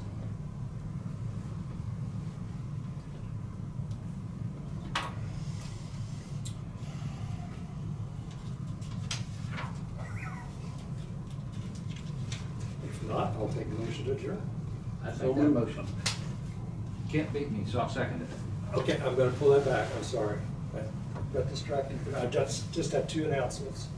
The first one is Kent Becker and I will be attending the North Central Kansas County Highway Officials Association meeting in Ellsworth on Wednesday. So there'll be two commissioners going to that meeting, North Central Kansas County Highway Official Association. The second issue, or announcement, or actually request, 46th Annual Kansas County Commissioner Association Spring Conference is April 26th through 28th in Salina. I would like to go. Registration is $250. I'll pay for the hotel mileage. I don't worry about that. No. If the commission would just pay for registration, and any other commissioners want to go. Is it all just a full registration, or can you register for a day, or is it sale? The way I read it, it's one registration. Because there's a deal the night before, which I won't go to, but I'll go for the full day Wednesday, half a day Thursday. Is this the same thing that was in Wichita, or is this different? KAC was in Wichita last 2 years ago. So, this is for your Kansas County Commissioners Association. So KAC does host the County Commissioners Association meetings sometimes, but this particular one is not for all county officials, it's specific to commission. Oh. So I've been thinking about going. Okay. I just. They're pushing the registration. I know. That's why I wanted to get approval so I could register today. It's 3 weeks away, you don't know what you're 26 to doing. the Well, 28th. yeah. Well, then just getting this drawing together took me. Yeah. I mean, you know. Yeah, they've been putting agendas online. I like to go for a day, day and a half, or a day, but, Yeah. you know, I hate to charge the county for a whole full registration. Right. And that's where I'm going I Wednesday. just don't know why they can't be a little Thursday. more flexible with that. I just appreciate them having the meeting so you can go, so I don't mind paying, as a taxpayer, paying for you to go there and stay a night. Well, I wouldn't stay a night, because Yeah. well, 40 it minutes, starts you know. at 8 in the morning the next morning, so Yeah. And I go up and stay the night just because networking. gas prices already. That's as much as the hotel room. I know. Might as well stay. And again, I'd encourage any other commissioner to go, but, What's the deadline? Today? well, the hotel was today for the fee. I'm sure they'd take it up to the week before. Where's the meetings at? The Hilton, south side, so that's The even one closer. that took forever to get open. That's a new one. Yeah. on the That south one side. across from Westinghouse, or the? Yes, Hospital. Yeah. Phillips. yes. Okay, if that's okay, I'll go ahead. Tina, did you make my I can. Yep. registration? And then I'll take care of the other arrangements. So you will, I'll take care of the hotel. okay. Oh, I think You do the registration, that Okay. way you can direct. Is anyone else going? I just done it. Can I let you know by next Monday, or is that too late? Yeah, I think you've got time to register, yeah. Okay. But the agenda is online on your email. You should have an email on it. All right, since I already delayed the adjournment once, I think it was Commissioner Garing made the motion, Commissioner Dalkey second. All in favor say aye. Aye. Opposed, nay. Motion carried. We are adjourned. Next meeting will be April 11th at 12:30. Thank